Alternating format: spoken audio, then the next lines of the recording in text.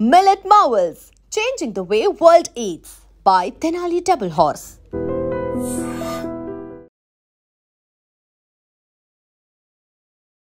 ఎందుకు మెయిన్గా ఈ టాపిక్ మీదే ప్రత్యేకంగా మీరు ఒక ఫస్ట్ హెచ్ఐవి ఫిజిషియన్ అవ్వాలని అనుకున్నారు? 1997లో నేను MD microbiology Kakinada Rangaraya medical కాలేజీలో జాయిన్ అయ్యాను. నేషనల్ సర్వీలెన్స్ ప్రోగ్రాము ఒక ప్రాజెక్ట్ వచ్చింది. ఎయిడ్స్ మీద పూర్తికాలం పనిచేయాలని నిర్ణయించుకొని అప్పటి నుంచి పూర్తికాలం పనిచేస్తున్నాను. మీరు చూసిన వన్ ఆఫ్ ద కేస్ మిమ్మల్ని కదిలించింది ఏంటి సార్? నిజానికి నేను ప్రాక్టీస్ ప్రారంభించే నాటికి ఏ డాక్టర్ కూడా హెచ్ఐవి స్టేటస్ తెలిసిన తర్వాత పేషెంట్ని నేరుగా గ్లోవ్స్ లేకుండా ముట్టుకున్న వాళ్ళు ఎవరు లేరు. తొలినాడులో చాలా దారుణమైన పరిస్థితి వచ్చేది. 2 డ్రగ్ కాంబినేషన్ అనేది కూడా చెప్పే విధానం అనేది కూడా మీ నుంచి మొదలుపెట్టారు. సో ఇది ఎట్లా స్టార్ట్ అయింది సార్? 13వ అంతర్జాతీయ ఎయిడ్స్ సదస్సు డర్బన్, సౌత్ ఆఫ్రికాలో జరిగింది. ఆ ఒక పరిశోధన పత్రాన్ని నేను వారికి నివేదించాను. హెచ్ఐవి మూలంగా వ్యాధి నిరోధక శక్తి బాగా తగ్గిపోతుంది. హెచ్ఐవి అనేటువంటిది ఆర్ఎన్ఏ వైరస్ దాదాపు 1% మేరకు మార్పు చేసుకుంటుంది. ఎయిడ్స్కి అనేటువంటి ఆడు గొప్పవాడా పేదవాడా, వాడు బలహీనుడా బలవంతుడు ఇవేమి ఉండవు. ఖచ్చితంగా ఎవరికైనా సరే ఎయిడ్స్ హెచ్ఐవి క్రిమి సోకేటువంటి అవకాశం ఉంది.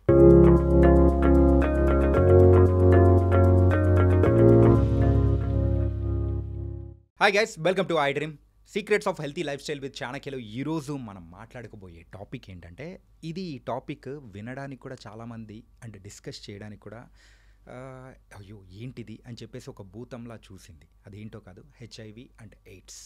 మరి ఈ హెచ్ఐవి వైరస్ గురించి మనం ఇంకా తెలుసుకోవాల్సినది ఉంది. టెక్నాలజీ ఎలా అయితే డెవలప్ అవుతూ వెళ్తూ ఉంటుందో అలాగే ఈ వైరస్ల విషయంలో కూడా మరి పరిస్థితులకు తగ్గట్టు ఈ వైరస్ అనేది కూడా దాన్ని మార్పు చెందుతూ మరి ముందుకెళ్తూ ఉంది. 25 సంవత్సరాల క్రితం ఉన్న ఆ రోజుల్లో ఉన్న హెచ్ఐవికి ఇప్పుడు ప్రజెంట్ ఉన్న హెచ్ఐవికి సో ఎంత మార్పు వచ్చింది. దాంతోపాటు కూడా ఇలాంటి మెయిన్ టాపిక్ మీద మన తెలుగు పర్సన్ మరి అంతర్జాతీయ సదస్సులలో కూడా పాల్గొని హెచ్ఐవి గురించి ఎన్నో జర్నల్లో కూడా మరి అయితే తన వ్యాసాన్ని కూడా ప్రచురించిన పర్సన్ ఆయన ఎవరో కాదు, యనమందల మురళీకృష్ణ గారు, మొదటి హెచ్ఐవి ఫిజిషియన్ అనమాట. ఆయనతో ఈరోజు ఈ టాపిక్ గురించి మాట్లాడదాం. దీంతోపాటు కరోనా వైరస్ వల్ల గుండె వ్యాధి వస్తూ ఉంది. మరి ఆ వ్యాధిని మనం తప్పించుకోవాలంటే ఎలాంటి మందులు వాడితే బెటర్ అనే దాని గురించి కూడా ఎంతోమందికి అవగాహన అనేది కూడా ఇచ్చిన పర్సన్. మరి ఆయనతో మాట్లాడదాం. బోల్డ్ అనే విషయాలు అనేది కూడా ఆయన మాటల ద్వారా తెలుసుకుందాం. హాయ్ సార్, నమస్తే సార్. నమస్తే అండి. యనమదల మురళీకృష్ణ గారు అనేటప్పటికీ హెచ్ఐవి దాని గురించైనా, ఎయిడ్స్ గురించైనా అండ్ లేటర్ కోవిడ్కి సంబంధించిన మీరు ఇలా ఎన్నో సంవత్సరాలుగా పోరాటం చేస్తూ ఎంతోమందిలో అవగాహన అనేది ఇస్తూ మరి ముందుకెళ్తున్నారు కదా సార్. సార్ ఎందుకు మెయిన్గా ఈ టాపిక్ మీదే ప్రత్యేకంగా మీరు ఒక ఫస్ట్ హెచ్ఐవి ఫిజిషియన్ అవ్వాలని అనుకున్నారు? 1997లో నేను MD microbiology Kakinada Rangaraya medical కాలేజీలో జాయిన్ అయ్యాను. Yes sir. సో అప్పుడు మా డిపార్ట్మెంట్కి నేషనల్ సర్వీలెన్స్ ప్రోగ్రాము ఒక ప్రాజెక్ట్ వచ్చింది. అంటే గర్భిణీ స్త్రీల్లో హెచ్ఐవి ఏ మేరకు ఉంది అనేటువంటి అంచనా వేయడానికి. అప్పుడు హెచ్ఐవి అనేటువంటిది ఇంకా దేశంలో ఎవరికి పెద్దగా తెలియని విషయం. భారత ప్రభుత్వం ఈ సమస్య ఎంత మేరకు ఉంది, ఇది భారతదేశానికి ఎంత పెద్ద సమస్య కాబోతుంది, అసలు ప్రజల్లో ఏ మేరకు ఉంది ఈ జబ్బు అనేటువంటిది అంచనా వేయడానికి గర్భిణీ స్త్రీలలో ఒక సర్వే చేశారనమాట. రక్త పరీక్షలు చేశారు. అది కేవలం డేటా కోసం చేసింది, ఎట్లా ఉందని తెలుసుకోవడం కోసం. అప్పుడు చేసినప్పుడు నాకేం అర్థమైందంటే 1.6%, అంటే 1000 మంది గర్భిణులు పరీక్ష చేస్తే అందులో 16 మంది హెచ్ఐవి పాజిటివ్ తేలారు. సో అప్పటికి ఆఫ్రికా దేశాల్లో ఎయిడ్స్ అనేటువంటిది విధ్వంసం సృష్టించేసింది. సహారా ఎడారి దిగువన ఉన్నటువంటి కొన్ని దేశాల్లో 1/3 ఆఫ్ అడల్ట్ పాపులేషన్, అంటే ముగ్గురులో ఒకరు పెద్దలు ఎయిడ్స్ జబ్బు బారిన పడి కునారిల్లిపోయి చనిపోయి అనారోగ్యాల పాలై ఒక తరం అంతరించిపోయింది. కేవలం వృద్ధులు, తర్వాత యంగ్స్టర్స్, పిల్లలు మాత్రమే మిగిలారన్నమాట. చాలా ఆయా దేశాలు మట్టి కుట్టుకుపోయాయి.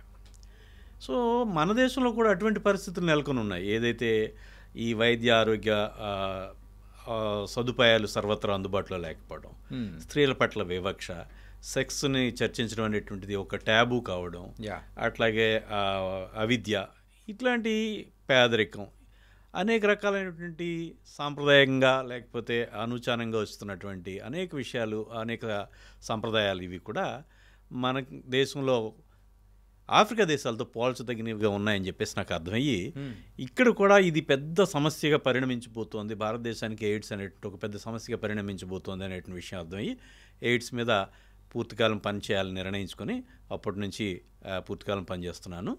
2000 సంవత్సరంలో నా ఎండి పూర్తయిన తర్వాత ఉమ్మడి ఆంధ్రప్రదేశ్లో మొట్టమొదటి ఎక్స్క్లూజివ్ హెచ్ఐవి ఫిజిషియన్గా కాకినాడలో నేను నా వైద్య కెరీర్ ప్రారంభించాను. సరే, ఇప్పటి వరకు బోల్డ్ అని వ్యాసాలు రాశారు, ఎంతోమందికి అవగాహన అనేది కూడా ఇస్తూ మరి ముందుకెళ్తున్నారు. ఇప్పుడంటే పర్లేదు, కానీ మీరు స్టార్ట్ చేసిన రోజుల్లో అయితే మీరు ఒకటి చెప్పారు చూసారా, హెచ్ఐవి అనేటప్పటికి అదొక పెద్ద భూతం.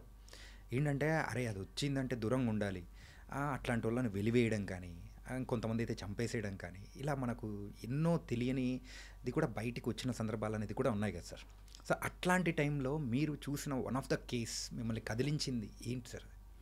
నిజానికి నేను ప్రాక్టీస్ ప్రారంభించే నాటికి ఏ డాక్టర్ కూడా, క్షమించాలి నా ప్రొఫెషనల్ కొలీగ్స్, హెచ్ఐవి స్టేటస్ తెలిసిన తర్వాత పేషెంట్ని నేరుగా గ్లోవ్స్ లేకుండా ముట్టుకున్న వాళ్ళు ఎవరు లేరు. ఓకే. నా పేషెంట్ని నేరుగా ముట్టుకుని వైద్యం పరీక్షిస్తూ ఉంటే వాళ్ళు చాలా ఆశ్చర్యపోయారు సార్ అని. ఏమంటే ఇప్పటివరకు మాకు ఈ జబ్బు అని తెలిసిన తర్వాత ఎవరు ముట్టుకున్న వాళ్ళు లేరు సార్ అని. సో అటువంటి పరిస్థితుల్లో వెలివేసేయటం, గ్రామాల్లో కొన్ని చోట్ల ఊరి చివరిలో చిన్న ఒక గుడిసె వేసుకుని ఉండడం, అక్కడే ఏదో అలా చనిపోవడాలు ఇది జరిగినాయి. తొలినాడులో చాలా దారుణమైన పరిస్థితి వచ్చేది. ఒకసారి ఇవాళ రోజున ఎట్లా ఉంది అప్పుడు ఎలా ఉందని ఒకసారి పోల్చి చూసుకుంటే చాలా చాలా విచిత్రంగా, అసలు ఊహించలేనంత మార్పు వచ్చింది. నేను ప్రాక్టీస్ పెట్టిన తొలినాళ్లలో యావరేజ్ ఒక 25 నుంచి 35 కేజీస్ ఉండేవారు, అడల్ట్ మేల్, అడల్ట్ ఫీమేల్స్. 35 కిలోల బరువు లేదా 25 కిలోల బరువు, నా దగ్గర 20 కిలోల బరువుతో వచ్చిన మేల్స్ కూడా ఉన్నారన్నమాట, పెద్దవాళ్ళు ఈ జబ్బుతో. అంటే ఎముకలు గూడు తప్ప ఇంకేమీ లేదు.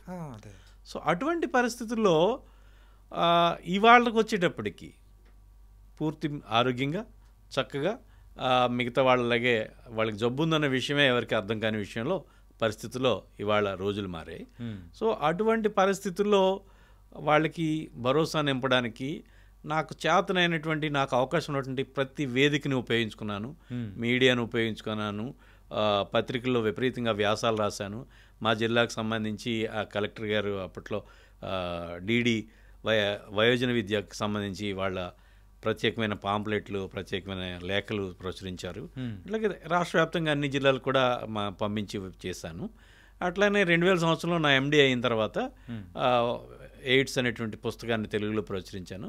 అది ఆ రోజుల్లో ప్రామాణికమైనటువంటి, ఎవరైతే రిసోర్స్ పర్సన్స్ ఉంటారో 8th, 9th, 10th పిల్లలకి బయాలజీ టీచర్లు ఎయిడ్స్ మీద అవగాహన కల్పించడానికి క్లాసులు చెప్పేవారు.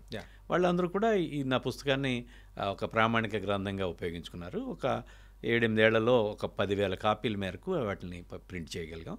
సో నేను ప్రభుత్వ వ్యవస్థల తర్వాత ఎయిడ్స్కి సంబంధించి ప్రజల్లో విపరీతమైన అవగాహన కల్పించింది నేనే అని సంతోషంగా ఒకంత గర్వంతో చెప్పుకోగలుగుతాను.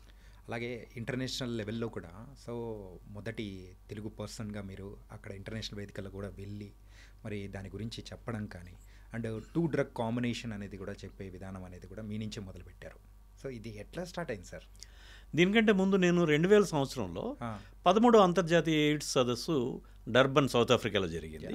దానికి సంబంధించి నేను ఎండిలో నా థీసిస్, డిజర్టేషను, సైద్ధాంత వ్యాసం అనేటువంటిది ఎండిలో భాగంగానే చేసిన పరిశోధనని, ఒక పరిశోధన పత్రాన్ని నేను వారికి నివేదించాను. అదేంటంటే టీబీ, హెచ్ఐవి సోకినటువంటి రోగుల్లో, హెచ్ఐవి వ్యాధిగ్రస్తుల్లో టీబీ సోకిన వాళ్ళల్లో ఒక తేలికపాటి చౌకైనటువంటి సర్వత్రా అందుబాటులో ఉన్నటువంటి పరీక్షని చేసి వాళ్ళ యొక్క జబ్బు యొక్క తీవ్రతని గుర్తించవచ్చు అనేటువంటిది. అంటే మనం చిన్నపిల్లల్లోనూ కొన్నిసార్లు పెద్దవాళ్ళలో కూడా టీబీ ఉందా లేదా అని చూడడానికి టీకా పరీక్ష చేస్తూ ఉంటాం. ట్యూబర్క్లిన్ టెస్ట్, దాన్ని MON2 టెస్ట్ అని కూడా అంటాం. సో ఈ MON2 టెస్ట్ అనేటువంటిది టీబీ ఉందా లేదా అంటే చిన్నపిల్లల్లో చేయడానికి ఒక పొక్కుని చూస్తాం అనమాట. ఇంజెక్షన్ టీకా చేస్తే 48 గంటల తర్వాత 10 మిల్లీమీటర్ల కంటే ఎక్కువ పొక్కు వస్తే కనుక దాన్ని ఒక టీబీ ఉన్నట్టుగా పరిగణిస్తాం. సో నేను ఏం చేశానంటే భారతదేశంతో సహా అన్ని వర్ధమాన పేద దేశాల్లో టీబీ అనేటువంటిది హెచ్ఐవి రోగుల్లో ప్రధానమైన సమస్య. 100కి 60-70 అంతకు మించి కూడా హెచ్ఐవి రోగులు మంది 60-70 మంది ఈ టీబీ బారిన పడుతూ ఉంటారు. ఇది హెచ్ఐవితో పాటు టీబీ. హెచ్ఐవి అనేటువంటిది దాని అంతటది ఏమీ చేయదు. హెచ్ఐవి మూలంగా వ్యాధి నిరోధక శక్తి బాగా తగ్గిపోతుంది. CD4 లింఫోసైట్స్ అంటాం. ఆ కౌంట్ అనేటువంటిది బాగా తగ్గిపోవడం వల్ల అది వ్యాధి నిరోధక శక్తిలో కీలకమైనటువంటి పాత్ర వహిస్తూ ఉంటుంది. ఆ కౌంట్ బాగా తగ్గిపోయినప్పుడు, CD4 లింఫోసైట్స్ యొక్క సంఖ్య బాగా తగ్గిపోయినప్పుడు ఈ మనిషి, ఈ ఎయిడ్స్కి హెచ్ఐవికి సోకినటువంటి గురైనటువంటి వ్యక్తి, హెచ్ఐవి సోకిన వ్యక్తి తన చుట్టూ ఉన్నటువంటి వివిధ అనేకమైనటువంటి అంటువ్యాధులు, సాంక్రమిక వ్యాధులకి గురవుతాడు. ఓకే. సో దాన్ని ఎయిడ్స్గా పరిగణిస్తాం. ఎప్పుడైతే హెచ్ఐవి సోకినటువంటి వ్యక్తి యొక్క CD4 లింఫోసైట్ సంఖ్య బాగా క్రిటికల్ లెవెల్కి తగ్గిపోయి, అప్పట్లో 200 చెప్పేవారు, అప్పుడు అతను ఏదైనా ఒక ప్రాణాంతకమైనటువంటి ఒక ఎయిడ్స్ డిఫైనింగ్ కండిషన్స్ కొన్ని ఉన్నాయి. వాటిలో ఏదైనా ఒక జబ్బుకి గురైతే కనుక దాన్ని ఎయిడ్స్ కింద భావిస్తాం అన్నమాట. ఎయిడ్స్ అనేటువంటిది హెచ్ఐవి వ్యాధి యొక్క బాగా ముందుకెళ్ళిన ముదిరిపోయినటువంటి దశ అని అనుకోవచ్చు అనమాట. సో ఇప్పుడు ఏమవుతుందంటే ఈ టీబీ జబ్బుకి, ఈ హెచ్ఐవి టీబీ అనేటువంటిది కామన్ కాబట్టి హెచ్ఐవిలో, సో ఈ పేషెంట్లకి, టీబీ నిర్ధారించినటువంటి పేషెంట్లకి ఈ పరీక్ష చేశాను. ఏది? ఈ ట్యూబర్క్యులిన్ టెస్ట్ లేదా మాంటూ టెస్ట్. వీళ్ళలో ఏమైందంటే 10 మిల్లీమీటర్ల కంటే ఎక్కువ ఉన్న పొక్కు వచ్చిన వాళ్ళు దీర్ఘకాలం బతుకుతున్నారు, తక్కువ కాలం హాస్పిటల్లో ఉండి వెళ్ళిపోతున్నారు. వీళ్ళందరూ హాస్పిటల్లో ఉన్న పేషెంట్ల మధ్య చేశాను నేను. అట్లానే 5 నుంచి 10 మిల్లీమీటర్ల పొక్కు ఉన్న వాళ్ళు ఎక్కువ కాలం హాస్పిటల్లో ఉండి కొంతమంది చనిపోతున్నారు, కొంతమంది కోలుకుని ఇంటికి వెళ్తున్నారు. 5 మిల్లీమీటర్ల కంటే తక్కువ లేదా మొత్తంగా పొక్కే రానటువంటి పేషెంట్లలో వాళ్ళు ఎక్కువ మంది చచ్చిపోతున్నారు. సో అంటే ఏంటంటే ఈ పొక్కు రావడం అనేటువంటిది CD4 లింఫోసైట్స్కి సంబంధించి దాని మీద ఆధారపడి ఉంటుందన్నమాట. నేనేం చెప్పానంటే హెచ్ఐవి టీబీ రోగుల్లో వ్యాధి ఎయిడ్స్ యొక్క తీవ్రతను అంచనా వేయడానికి, హెచ్ఐవి వ్యాధి యొక్క తీవ్రతను అంచనా వేయడానికి ఈ మాంటూ టెస్ట్ను ఉపయోగించవచ్చు ఒక సరోగేట్ మార్కర్గా, ఒక ప్రత్యామ్నాయ మార్గంగా అనేటువంటిది నేను చెప్పాను అనమాట. అంటే ఏంటి? ఒక జబ్బు ఏదైతే టీబీ జబ్బుని నిర్ధారణకు ఉపయోగించేటువంటి పరీక్షని టీబీ సోకినటువంటి హెచ్ఐవి రోగుల్లో హెచ్ఐవి యొక్క తీవ్రతని మనం చూడడానికి చెప్తున్నాను అనమాట. అంటే ఇది పారాడిమ్ షిఫ్ట్ అనమాట. ఆలోచనే మొత్తంగా డిఫరెంట్ అనమాట. అది 13వ అంతర్జాతీయ ఎయిడ్స్ సదస్సు డర్బన్లో జరిగింది 2000 సంవత్సరంలో. ప్రపంచవ్యాప్తంగా ఒక 5000 యాబ్స్ట్రాక్ట్స్ వచ్చినాయి, పరిశోధన సారాంశాలు. ఆ 5000లో 25 అవుట్ స్టాండింగ్ యాబ్స్ట్రాక్ట్స్ని సదస్సు ముగిసిన తర్వాత మెడ్స్కేప్ అనేటువంటి ఒక అతిపెద్ద మెడికల్ జర్నల్ పబ్లిష్ చేశారు. అందులో ఈ 25లో 10 టీబీ మీద వేస్తే, అంటే టీబీ ఎప్పుడు కూడా ప్రధానమైంది, 25లో 10 టీబీ మీద వేస్తారు ఒక్క జబ్బు మీదే. 8 ఆఫ్రికా ఖండం నుంచి వచ్చినాయి, 1 అమెరికా నుంచి వచ్చింది, ఇంకోటి నాది. సో ఆ రోజునే మొట్టమొదట రావడమే అంత అలా బిగ్ బ్యాంగ్ తోటే నేను రావడం జరిగింది. సో తర్వాత 2000 సంవత్సరంలో మొదటి నుంచి నాకేమని ఉండేదంటే ఏదో ఒక ఎండి చేసుకుని మా ఊరు వెళ్ళిపోయి ఎవరొకరి దగ్గర ఒక డాక్టర్, సీనియర్ డాక్టర్ దగ్గర పనిచేసి మా ఊరు వెళ్ళి జనరల్ ప్రాక్టీస్ పెట్టుకుని నర్సింగ్ హోమ్ పెట్టుకోవాలనేటువంటి ఒక ఆలోచన ఉండేది. సరే ఇంత ఎయిడ్స్ మీద అవగాహన చేసుకున్నాను, ఇంత అధ్యయనం చేశాను, ఇంత తెలుసు, ఇంకే మా ఊరు వెళ్ళి ఏం చేస్తాననే ఉద్దేశంతో కాకినాడలోనే మొట్టమొదటి హెచ్ఐవి ఎయిడ్స్ క్లినిక్ని, ఎక్స్క్లూజివ్ క్లినిక్ని ప్రారంభించాను అనమాట. సో ఆ రోజున నిజానికి వారానికి 2-3 పేషెంట్లు వచ్చేవారు. ఓకే. అలాంటి పరిస్థితి నుంచి ఇవాళ అంటే ప్రతిరోజు ఒకటి కొత్త పేషెంట్ వస్తూ ఉంటారు, అంత అలా తీసుకొచ్చాను. సో ఈ ఎయిడ్స్లో నా యొక్క నైపుణ్యాన్ని, నా యొక్క అవగాహనని ఈ రకంగా తెలుగు ప్రజలకి నన్ను చేరినటువంటి తెలుగు ప్రజల బాగుకి ఉపయోగిస్తున్నాను. సరే, ప్రజెంట్ ఆ రోజుల్లో ఉన్న హెచ్ఐవికి ఇప్పుడున్న ప్రజెంట్ జనరేషన్స్లో ఇప్పుడు ఎవల్యూషన్ ఏదైనా అవుతూ వెళ్తూ ఉంది. ఏదైనా అంటే మన టెక్నాలజీలో ఎంత ఎవల్యూషన్ అవుతుందో ఆ వచ్చే వైరస్లో అయినా కానీ, ఆ రోగాల్లో అయినా కానీ అప్డేట్ అనేది మనం చూస్తున్నాం. ఈ హెచ్ఐవికి సంబంధించి కూడా ఏమన్నా అప్డేట్స్ ఏమైనా ఉన్నాయా సార్? ఇప్పుడు పరిణామం ఏదైనా మార్పు అనేటువంటిది జీవనానికి సంబంధించి సహజమైనటువంటి క్రియ. సో పరిణామం అనేటువంటిది చాలామంది అనుకుంటూ ఉంటారు బలహీనపడిపోవడం అలా అనుకున్నారు. చాలామంది హెచ్ఐవి ఎయిడ్స్ అనేటువంటి బలహీనపడిపోయింది. ఎయిడ్స్ క్రిమి హెచ్ఐవి బలహీనపడలేదు. ఆ మాటకు వస్తే ఏవైనా క్రిములు మనకి బలహీనపడవచ్చు, బలపడవచ్చు. ఉదాహరణకి కోవిడ్ చూసుకోండి. మొదటి వేవ్లో కొంత భయాందోళన కలిగించింది. రెండో వేవ్ ఏదైతే డెల్టా వేవ్ ఉందో 2021 ఏప్రిల్, మే, జూన్ ఆ టైంలో వచ్చినటువంటి డెల్టా వేవ్ ఉందో అది చాలా తీవ్రమైనటువంటి తీవ్రతం కలిగించి అనేక లక్షల ప్రాణాలు తీసుకుంది. Compare to the first one. మీకు థర్డ్ వేవ్ వచ్చేటప్పటికి ఒమిక్రాన్ వేవ్ వచ్చింది. 2021 నవంబర్ నుంచి ఒమిక్రాన్ వేవ్ వచ్చింది. ఒమిక్రాన్ వేవ్ అనేటువంటిది సాధారణ జలుబులాగా బాగా దాని యొక్క ఉధృతి అనేటువంటి తగ్గిపోయింది. సో ఈ పరిణామం అనేటువంటిది ఒక్కొక్కసారి తీవ్రంగా అయ్యేటట్టుగా ఉండొచ్చు, ఇంకొకసారి తేలికపాటి జబ్బును కలగజేసే విధంగా అది బలహీనపడే పరిస్థితి కూడా ఉండొచ్చు. కాబట్టి హెచ్ఐవికి సంబంధించి పరిణామం అనేటువంటిది బలహీనపడిందని చెప్పలేము. కానీ హెచ్ఐవికి సంబంధించినటువంటి మందులు మాత్రం ఒక 25-30 రకాల మందులు అందుబాటులోకి రావడంతో ఈ జబ్బుని ముందుకు ముందే అనేక సందర్భాల్లో మనం గుర్తించేయడం. ఇవాళ మీరు అడగడానికి ప్రశ్న ఎయిడ్స్ అంత తీవ్రంగా లేదని కానీ, అసలు ఎయిడ్స్ అనేటువంటి ఉందా అనేది కానీ, లేదా హెచ్ఐవి బలహీనపడిందా అనేటువంటి ప్రశ్నకి మూలమైన కారణం ఏంటంటే మన మస్తిష్కాల్లో ఏదైతే ముద్రించిపోయి ఉందో, ఒక కంకాళం లాంటి మనిషి, చర్మం బాగా ఎముకల గూడు లాంటి మనిషి, చర్మం అతుక్కుపోయి రకరకాల పుళ్ళు, రకరకాల చర్మ వ్యాధులు, కళ్ళు లోతుకుపోయి కళ్ళల్లోనే ప్రాణం ఉన్నట్టుగా జుత్తు ఊడిపోయి చాలా దారుణమైనటువంటి పరిస్థితులు మనం చూసేవాళ్ళం. ఇవాళ అటువంటి పరిస్థితులు మనం ఎక్కడ చూడలేదు. దీనికి ప్రధానమైన కారణం ఏంటంటే వివిధ సందర్భాల్లో పేషెంట్కి ఏదైనా సరే ఒక బాగా తీవ్రమైన జ్వరం వచ్చింది, హెచ్ఐవి టెస్ట్ చేస్తున్నారు. గర్భిణీ స్త్రీ హెచ్ఐవి టెస్ట్ చేస్తున్నారు. తర్వాత ఒక సుఖవ్యాధి వచ్చింది, హెచ్ఐవి టెస్ట్ చేస్తున్నారు. ఏదో ఒక యాక్సిడెంట్ అయింది, హెచ్ఐవి టెస్ట్ చేస్తున్నారు. ఒక ఆపరేషన్కి ముందుకెళ్తున్నారు, హెచ్ఐవి టెస్ట్ చేస్తున్నారు. అట్లాగా హెచ్ఐవి టెస్ట్ని ముందే చేసేసి ముందుగానే హెచ్ఐవి జబ్బు ఉందా లేదా రక్తం డొనేట్ చేయడానికి వెళ్ళారు, రక్తదానం చేయడానికి, అప్పుడు హెచ్ఐవి టెస్ట్ చేస్తారు. ముందే ఈ హెచ్ఐవి అనేటువంటిది గుర్తించేయడం మూలంగా, ముందే వైద్యం చేయడం మూలంగా, నేను ఏదైతే ముందు చెప్పుకున్నామో ఒక 25-30 కిలోల బరువుతో వచ్చేటువంటి ఆ రోజులు ఇవాళ లేవు. నేనే చూడలేదు. అంటే ముందుగానే డిటెక్ట్ చేయడం అనేది కూడా ఇక్కడ మనకు చాలా వరకు ఆ స్టేజ్కి వెళ్లకుండా ఆపేస్తున్నాం. దాంతోపాటు వైద్యం కూడా మంచి వైద్యం, మంచి మందులు, ఔషధాలు అనేటువంటి అందుబాటులోకి రావడం కూడా ఈ ఎయిడ్స్ యొక్క స్వరూపాన్ని మార్చేసినాయి. మన ప్రజల మనసులో ఉన్నటువంటి ఆ యొక్క పాత చిత్రం ఏదైతే ఉందో అది మనం చూడట్లేదు. కాబట్టి ఎయిడ్స్ అనేటువంటిది లేదేమో అనేటువంటి ఒక అపోహలో జనం ఉన్నారు. ఓకే సార్, అలాగే ఈ హెచ్ఐవి గురించి రీసెంట్ టైమ్స్లో మనం వింటున్నది ఏంటంటే వ్యాక్సిన్స్ వచ్చాయి, సో దాని గురించి అయితే ఇంకా టెన్షన్ పడాల్సిన అవసరం లేదు అని కూడా అంటూ ఉన్నారు. మరి ఈ వ్యాక్సిన్స్ ఎంతవరకు పనిచేస్తుంటాయి సార్? వ్యాక్సిన్ అనేటువంటిది ఒక క్రిమి యొక్క జబ్బును కలుగజేసేటువంటి క్రిమి యొక్క భాగాలను కానీ లేదా క్రిమిని బలహీనపరిచి కానీ ఇవ్వడాన్ని ఇంజెక్షన్ రూపంలో ఇవ్వడాన్ని వ్యాక్సిన్ అంటాం. టీకా వ్యాక్సిన్ అంటాం. అయితే హెచ్ఐవి వ్యాక్సిన్ పరిశోధనలు అనేటువంటివి చాలా గడ్డు పరిస్థితుల్లో ఉన్నాయి. దీనికి ప్రధానమైన కారణం ఏంటంటే హెచ్ఐవి అనేటువంటిది కేవలం మనుషుల్లో మాత్రమే వ్యాపిస్తుంది. అందుకని యానిమల్ మోడల్ అనేటువంటిది పరిశోధనలు యానిమల్స్లో చేసి మనకు దీంట్లో చేయడం ఏంటంటే లేకపోవడం ఒకటి. రెండోది ఏంటంటే ఇది నిరంతరం మార్పు చెందుతూ ఉంటుంది. ఈ హెచ్ఐవి అనేటువంటిది ఆర్ఎన్ఏ వైరస్, అది ఒక తరం నుంచి ఇంకో తరానికి వృద్ధి చెందేటువంటి క్రమంలో తన యొక్క జన్యు యొక్క రూపంలో దాదాపు 1% మేరకు మార్పు చేసుకుంటుంది.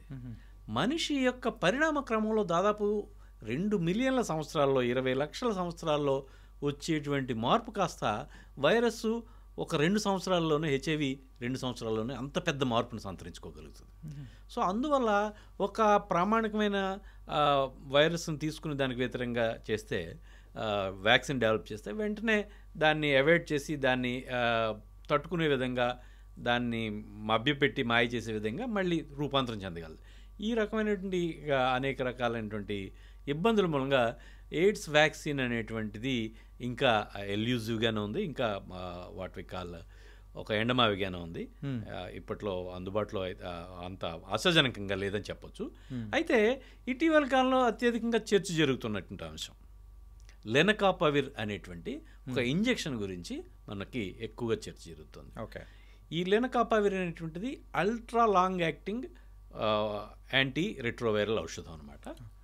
సో ఇది ఒక ఇంజెక్షన్ చేస్తే కనుక 6 నెలల పాటు 26 వారాల పాటు పనిచేస్తుంటుంది. సో ఈ వైరస్ సోకకుండా ఈ లెనకాపవిర్ని గిలియాడ్ అనే సంస్థ రూపొందించింది. ఇది ఇప్పటికీ పర్పస్ 1, పర్పస్ 2 అనేటువంటి స్టడీస్ చేశారు. ఇప్పుడు ఆఫ్రికాలో కొన్ని దేశాల్లో మహిళలకి కొంతమందికి మల్టిపుల్ పార్ట్నర్స్ ఉంటారు. సో వాళ్ళు ఉండేటువంటి వాళ్ళ సంస్కృతిపరమైనటువంటి వాళ్ళ ఆర్థికపరమైనటువంటి ఇబ్బంది మూలంగాను సంక్షోభాల మూలంగా అలా ఉంటూ ఉంటారు. సో వీళ్ళు మల్టిపుల్ పార్ట్నర్స్ని కూడా అంటే they are not sex workers కాదు. మామూలుగా సంసారపక్షంగా ఉండే వాళ్ళకి 3-4 మగవాళ్ళతో వ్యవహారాలు ఉంటాయి. అది దట్ ఈస్ అన్ యాక్సెప్టబుల్ నామ్ దేర్. సో వాళ్ళకి ఏంటంటే ఈ వచ్చినటువంటి మగ అతనుకి వైరస్ ఉందా లేదా కండోమ్ వాడు అనేటువంటి నిర్బంధించేంత పరిస్థితి లేదు, అంత ఆర్థికమైనటువంటి పరిస్థితుల మూలంగా. వాళ్ళలో ఏం చేస్తారంటే ఈ పర్పస్ 1 స్టడీలో ఇలాంటి మహిళలకి ఈ ఇంజెక్షన్ ఇచ్చి ఒక 5,000 పర్సన్ ఇయర్స్ అంటాం, 5,000 పైచీలకు మహిళలకి 6 నెలలకి ఒకటి చొప్పున 2 సంవత్సరానికి 2 ఇంజెక్షన్లు ఇచ్చి అప్పుడు వాళ్ళు చూస్తే 0 ఇన్ఫెక్షన్ వచ్చింది. ఎస్, వాళ్ళెవరికి ఇన్ఫెక్షన్ రాలేదు. అట్లాగే అంతకుముందు ఈ ఇంజెక్షన్ రాకముందు టెనోఫోవిర్, ఎంట్రసిటాబిన్ అనేటువంటి మందు ఈ రకంగా ఈ వైరస్ రాకుండా వాడుతూ ఉంటారు. ఓకే, ఈ ముందు జాగ్రత్తగా ప్రొఫైలాక్సిస్గా వాడుతూ ఉంటారు. కూడా అలా వాళ్ళతో పోలి చూసినప్పుడు అదే ఒక 5,000 మందిలో వాళ్ళకి 35 మందికి ఈ వైరస్ వచ్చింది. 5,000 మందిలో 35 మందికి. ఏది సాంప్రదాయకంగా అంతకుముందు వాడుతున్నటువంటి మందులు వాడుతున్నప్పుడు. ఇప్పుడు ఈ 5,000 మంది ఇంజక్షన్లు తీసుకున్నటువంటి మహిళలో ఒక్కళ్ళకి కూడా ఈ వైరస్ సోకలేదు. ఓకే. సో ఆ రకంగా ముందు జాగ్రత్త చర్యగా ఎవరైతే వల్నరబుల్ పీపుల్ ఉంటారో, ఎవరికైతే ఈ హెచ్ఐవి వచ్చేటువంటి అవకాశం ఉందో అలాంటి వాళ్ళకి ఈ ఇంజెక్షన్ ఇవ్వడం మూలంగా వాళ్ళలో ఇన్ఫెక్షన్ గురి కాకుండా ఉండేటువంటి పరిస్థితి ఉంది అనేటువంటి ఇది మనం ఎస్టాబ్లిష్ చేశారు. ఇంకోటి ఏంటంటే పర్పస్ 2 స్టడీ అనేటువంటిది ఇంకోటి చేశారు. ఇప్పుడు మనకి కీ పాపులేషన్స్ అంటాం. ఈ హెచ్ఐవి అనేటువంటిది కీ పాపులేషన్స్లో ప్రధానంగా ఉంటుంది. కీ పాపులేషన్స్ అంటే సెక్స్ వర్కర్స్, ఓకే, ఎవరైతే కమర్షియల్ సెక్స్ వర్కర్స్ లేదా ట్రాన్స్జెండర్స్, అట్లనే ఈ ఇంజెక్టింగ్ డ్రగ్ యూజర్స్, మత్తు ఇంజెక్షన్లు తీసుకునేవాళ్ళు, అట్లనే MSM gays, men having sex with men, మా పురుష హోమోసెక్సువల్స్, వీళ్ళు ప్రత్యేకించి కీ పాపులేషన్స్ వీళ్ళలో చాలా ఎక్కువగా ఉంటుంటుంది. సో ఈ కీ పాపులేషన్కి సంబంధించి పర్పస్ 2 స్టడీ చేశారు. ఆ పర్పస్ 2 స్టడీస్లో దాదాపు ఒక 95% పైనే ఇది ఎఫెక్టివ్గా పనిచేస్తుంది. అంటే కొంతమందికి వచ్చింది, కానీ ఈ ఎవరైతే ఈ సిస్ జెండర్ ఎవరైతే మహిళలు ఉన్నారో, మామూలు మహిళలు, సహజంగా ఉండేటువంటి మహిళలు ఉన్నారో, కుటుంబ జీవితంతో ఉండే మహిళలు ఉన్నారో వాళ్ళలో మాత్రం ఈ ఇంజెక్షన్ అనేటువంటిది పూర్తికి రక్షణ ఇచ్చింది. ఈ ఎవరైతే ఈ కీ పాపులేషన్స్ ఉన్నారో వాళ్ళలో ఇది చాలా ఎక్కువగా ప్రొటెక్షన్ అయితే ఇచ్చింది, కానీ 100% కాదు. ఓకే, అంటే సార్ కానీ బయట కొన్ని వీడియోస్లో కానీ కొన్ని ప్రచురితమైతే అయినా కొన్ని పబ్లికేషన్స్లో కూడా చూస్తూ ఉంటే హెచ్ఐవికి వచ్చేసింది, అంటే దానికి సంబంధించి టీకాలు వచ్చేసాయి, వ్యాక్సిన్స్ వచ్చేసాయి, ఇంకా భయపడాల్సిన అవసరం లేదు అని చెప్పేసి ఇలా ఒక ఫేక్ ప్రొపగెండాతో సో నార్మల్గా ఉన్న వాళ్ళు ఎవరైతే ఉన్నారో వాళ్ళు కూడా కొంచెం అంటే నెగ్లెక్ట్ చేయడం వల్ల కూడా ఇది ఇప్పుడు పెరిగే అవకాశాలు కూడా ఉంటుంటాయి కదా సార్? డెఫినెట్గా. ఎప్పుడు కూడా complacency is the most dangerous time అనమాట. ఎప్పుడు హెచ్ఐవికి సంబంధించి మీ దాన్ని ఏమంటామంటే అజ్ఞానమే మరణం కింద చెప్పుకోవచ్చు మనం. దాని కాంప్లసెన్సీ ఒక రకమైన నిర్లిప్తత, ఒక రకమైన ఉదాసీనత, దీని గురించి అదేం లేదు అదేం రాదు అనేటువంటి. దాన్ని ఇంకో రకంగా చెప్పుకోవాలంటే కొంచెం స్పీడ్గా ఉండేవాళ్ళు నేనేమంటే పులిరాజాకి ఎయిడ్స్ వస్తుంది అనేటువంటి చర్చ మనకు తెలుసు. సో పులిరాజాలు అనేటువంటి ఏముండు, ఎయిడ్స్కి అనేటువంటి ఆడు గొప్పవాడా పేదవాడా, వాడు బలహీనుడా బలవంతుడు ఇవేమి ఉండు. ఖచ్చితంగా ఎవరికైనా సరే ఎయిడ్స్ హెచ్ఐవి క్రిమి సోకేటువంటి అవకాశం ఉంది. అంటే సార్ త్రూ సెక్సువల్ ట్రాన్స్మిషన్ కాకుండానే కాకపోతే వేరే రకాలుగా కూడా ఈ హెచ్ఐవి అనేది కూడా వస్తూ ఉంటుందని కూడా వింటూ ఉంటాం కదా సార్, అది ఎలా వస్తూ ఉంటుంది సార్? ఇప్పుడు ప్రధానంగా సెక్స్ ద్వారానే వస్తుంది. రెండో ఒక ప్రధానమైనటువంటి రూటు, ఒక గర్భిణీకి కనుక హెచ్ఐవి బాధితురాలు అయితే కనుక తన కడుపులో పెండానికి వచ్చేటువంటి బెడ్కి వచ్చేటువంటి అవకాశం ఉంది. అది రెండోది. మూడోది ఇంజెక్టింగ్ డ్రగ్ యూజర్స్, ఈ వీళ్ళకి ఎక్కువ ప్రధానంగా. తర్వాత రక్తం ఎక్కించడం మూలంగా రక్తం దాత ఎవరైతే ఉన్నారో అతను కనుక హెచ్ఐవి వ్యాధిగ్రస్తులైతే రక్త స్వీకర్తకి రక్తాన్ని ఎక్కించిన వ్యక్తికి తీసుకున్న వ్యక్తికి వచ్చేటువంటి అవకాశం ఉందన్నాం. కానీ ఇవాళ రేపట్లో అన్ని రకాల పరీక్షలు చేయడం మూలంగా ఈ రక్తం మార్పిడి మూలంగా హెచ్ఐవి వచ్చేటువంటి అవకాశం దాదాపుగా లేదని చెప్పొచ్చు. కానీ మీరు చెప్పిన రెండో పాయింట్లో ఏంటంటే గర్భిణీ స్త్రీలు ఎవరైతే ఉన్నారో వాళ్ళ పిల్లలు అంటే గర్భంలో ఉన్న పిల్లలకు హెచ్ఐవి రాదు అని చెప్పేసి మనం విన్నాం. కాకపోతే మీరు ఇప్పుడేమో అదే వాళ్ళకు కూడా సంక్రమిస్తుంది వస్తుంది అని కూడా అంటున్నారు. ఇదేంటి సార్ అది సార్? అంటే గర్భిణి ఆమె సరైన వైద్యం తీసుకుంటూ ఉంటే 100కి 90 మంది బిడ్డలకి రాదండి. ఓకే. ఇంకా సిజేరియన్ సెక్షన్ చేసి కనుక నెలలు నిండకుండానే నొప్పులు ప్రారంభం కాకుండా 1-2 వారాల ముందే కనుక సిజేరియన్ ఆపరేషన్ ద్వారా కూడా తీయటం వల్ల కూడా 100కి 98-99 మందికి రాదు. కానీ ఆ 1% ఉంటుంది కదా. సో ఆ 1% మనకు చాలా ఎక్కువ అని చెప్పాలి. ఎందుకంటే ఇప్పుడు నార్మల్ సెక్షువల్ యాక్ట్లో 1000 సార్లకి 4 లేదా 5 సార్లు మాత్రమే వస్తుంది. 1000 సెక్షువల్ యాక్ట్స్ జరిగితే దాంట్లో 4 లేదా 5 సార్లు మాత్రమే హెచ్ఐవి ఒకరి నుంచి ఒకరికి ట్రాన్స్మిట్ అయ్యేటువంటి అవకాశం ఉంది. సో అలాంటి పరిస్థితుల్లో మనం 100 సార్లలో ఒకళ్ళిద్దరికి బిడ్డలకి వస్తుందని అనుకోవడం, లేదా 10 మంది బిడ్డలకి వస్తుంది అనుకోవడం, అది చాలా ఎక్కువ పర్సంటేజ్. కౌంట్ ఎక్కువే ఉంటుంది. ఎస్. ఓకే. అంటే దీనికి సంబంధించి మందులు వాడుతూ ఉంటారు కదా సార్ ఎవరైనా కానీ? మందులు వాడుతున్నది అది ఎక్స్పెన్సివా ఎక్కువగా ఆ మందులు కానీ? అలా ఏం లేదండి. ఇప్పుడు ప్రభుత్వం అన్ని గవర్నమెంట్ మెడికల్ కాలేజీ హాస్పిటల్స్ అట్లానే కొన్ని ఏరియా హాస్పిటల్స్ నుంచి కూడా ఈ యాంటీ రిట్రోవైరల్ థెరపీ అనేటువంటిది నేషనల్ ఎయిడ్స్ కంట్రోల్ ఆర్గనైజేషన్ ఇస్తున్నారు. ఇది అంతర్జాతీయ వితరణ సంస్థలు యుఎన్ఎయిడ్స్, WHO వాటి నుంచి కొంచెం తగ్గిపోయినా భారతదేశం కూడా వాళ్ళ ప్రభుత్వం పేదలందరికీ కూడా అందరికీ ఇస్తుంది. అలాగే ప్రైవేట్గా కూడా నాలాంటి వాళ్ళు చాలామంది వైద్యం చేస్తూ ఉన్నాం. ఇది ఒక 3,000 రూపాయల నుంచి ఒక 10,000 రూపాయల వరకు నెలకి ఖర్చు అవుతుంది. అది వివిధ వాళ్ళ యొక్క పరిస్థితి ఏంటి, ఎంతకాలం నుంచి మందులు వాడుతున్నారు. సెకండ్ లైన్ అనుకోండి, అది కొంచెం కాస్ట్ ఎక్కువ అవుతుంది. థర్డ్ లైన్ అయితే ఇంకా కాస్ట్ ఎక్కువ అవుతుంది. ఇట్లా ఒక 2,000-3,000 రూపాయల నుంచి ఒక 10,000 రూపాయల వరకు మందులు నెలకి అయ్యేటువంటి అవకాశం ఉంది. Okay sir. అలాగే ఈ ఎయిడ్స్ వచ్చిన వాళ్ళు యూజువల్గా ఎవరికైనా తెలిసింది అని అంటే కుప్పకూలిపోతూ ఉంటారు. ఏంటంటే వాళ్ళలో ఉన్న మనోస్థైర్యం కానీ కంప్లీట్గా అవుట్ అయిపోయినట్టుగా అనిపిస్తూ ఉంటుంది. వాళ్ళు నెక్స్ట్ ఏం చేయాలన్నా లేదు నా లైఫ్ ఇంతటితో ఎండ్ అని అనుకునే వాళ్ళకు యాజ్ ఎ డాక్టర్గా మీరు ఏం సజెషన్ ఇస్తారు సార్? ఇప్పుడు రోజులు మారాయండి. గతంలో అంటే ఇప్పుడు ఎక్కువ జబ్బు కంటే కూడా సమాజం యొక్క నిరాదరణకి, సమాజంలో అవమానకరమైనటువంటి పరిస్థితికే వాళ్ళు భయపడుతున్నారు, ఆందోళన చెందుతున్నారు. ఆ రకంగానే వాళ్ళు దూరంగా చేరిపోయి కుమిలిపోవడం ఇవన్నీ జరుగుతున్నాయి. సో ఇవాళ రేపట్లో ఎయిడ్స్ వ్యాధిగ్రస్తులు దీర్ఘకాలం జీవిస్తున్నారు. ఇప్పుడు అమెరికాలో పూర్తిగా లెక్కలు అందుబాటులో ఉండే వాళ్ళు ఏం చెప్తారంటే అమెరికన్ సగటు ఆయుష్ ప్రమాణం 80 సంవత్సరాలు. హెచ్ఐవి వ్యాధిగ్రస్తుల యొక్క ఆయుష్ ప్రమాణం 72 సంవత్సరాలు. అంటే 90% ఆయుష్ ప్రమాణం ఏదైతే సాధారణ ప్రజల యొక్క ఆయుష్ ప్రమాణంతో పోల్చినప్పుడు వీళ్ళు హెచ్ఐవి వ్యాధిగ్రస్తులు 90% మేరకు ఆయుష్ ప్రమాణం ఉంది. కాబట్టి ఈ హెచ్ఐవి అనేటువంటిది గతంలో లాగా ఇది ప్రాణాంతకం అయితే కాదు. దీర్ఘకాలం మందులు వాడుతూ చక్కగా ఇతరులాగే అన్ని పనిపాట్లు చేసుకుని బతికేటువంటి పరిస్థితులు ఉన్నాయి. కాబట్టి హెచ్ఐవి సోకిన తర్వాత పార్ట్నర్ తోటి లేకపోతే కుటుంబ సభ్యులతోటి జాగ్రత్తగా ఇది చర్చించుకుని వాళ్ళు ఆందోళనకు గురి కాకుండా వాళ్ళు కూడా కుటుంబ సభ్యులు కూడా ఆదరించిన రోజున ఈ వ్యాధిని తో పాటు చాలా సాధారణమైనటువంటి జీవితాన్ని గడిపేటువంటి అవకాశం ఉంది. మరి అమెరికాలో అయితే సుమారు సగటున 72 సంవత్సరాల వరకు బతికే అవకాశాలు ఉంటాయి అంటున్నారు. మరి ఇండియాలో సార్? అలాంటి స్టడీస్ మనకి పెద్దగా అందుబాటులో ఉండవండి. ఓకే. సో దాని మీద మనం వ్యాఖ్యానించారు. కానీ నేనైతే ఒకటి చెప్పగలను. నేను 25 ఏళ్ల క్రితం వైద్యం ప్రారంభించినప్పుడు బతుకులు వచ్చిన వాళ్ళు ఇవాళ కూడా ఆనందంగా ఆరోగ్యంగా చక్కగానే బతుకున్న వాళ్ళు ఉన్నారు. ఓకే. బతుకుతున్న వాళ్ళు ఉన్నారు. మెయిన్గా ఇప్పుడు ఈ హెచ్ఐవికి సంబంధించి సిమ్టమ్స్ అంటే ఏం చెప్తారు సార్? అంటే కొంతమంది తెలియకోకుండానే వచ్చింటుంది. సో కొన్ని రెగ్యులర్గా వస్తూ ఉన్నది. సో ఉన్నాయంటే దాన్ని కనుక్కోవడం ఎలా? ఇక్కడ ఒక ప్రధానమైనటువంటి విషయం మనం గమనికలోకి తీసుకోవాలి. హెచ్ఐవి అనేటువంటిది దాని అంతటా అది ఏమి చేయదు.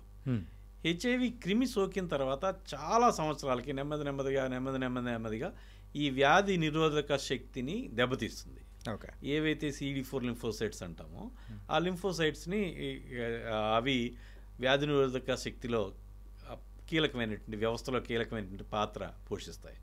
ఇవి సాధారణంగా 450 నుంచి 1500 వరకు ఉంటాయి కణాలు. సో ఇదేమవుతుందంటే హెచ్ఐవికి సోకిన తర్వాత నెమ్మదిగా తగ్గిపోయిన తర్వాత ఒక 200కి లేకపోతే అంతగా తగ్గిపోయినప్పుడు వీళ్ళు రకరకాల జబ్బులకు గురవుతుంటారు.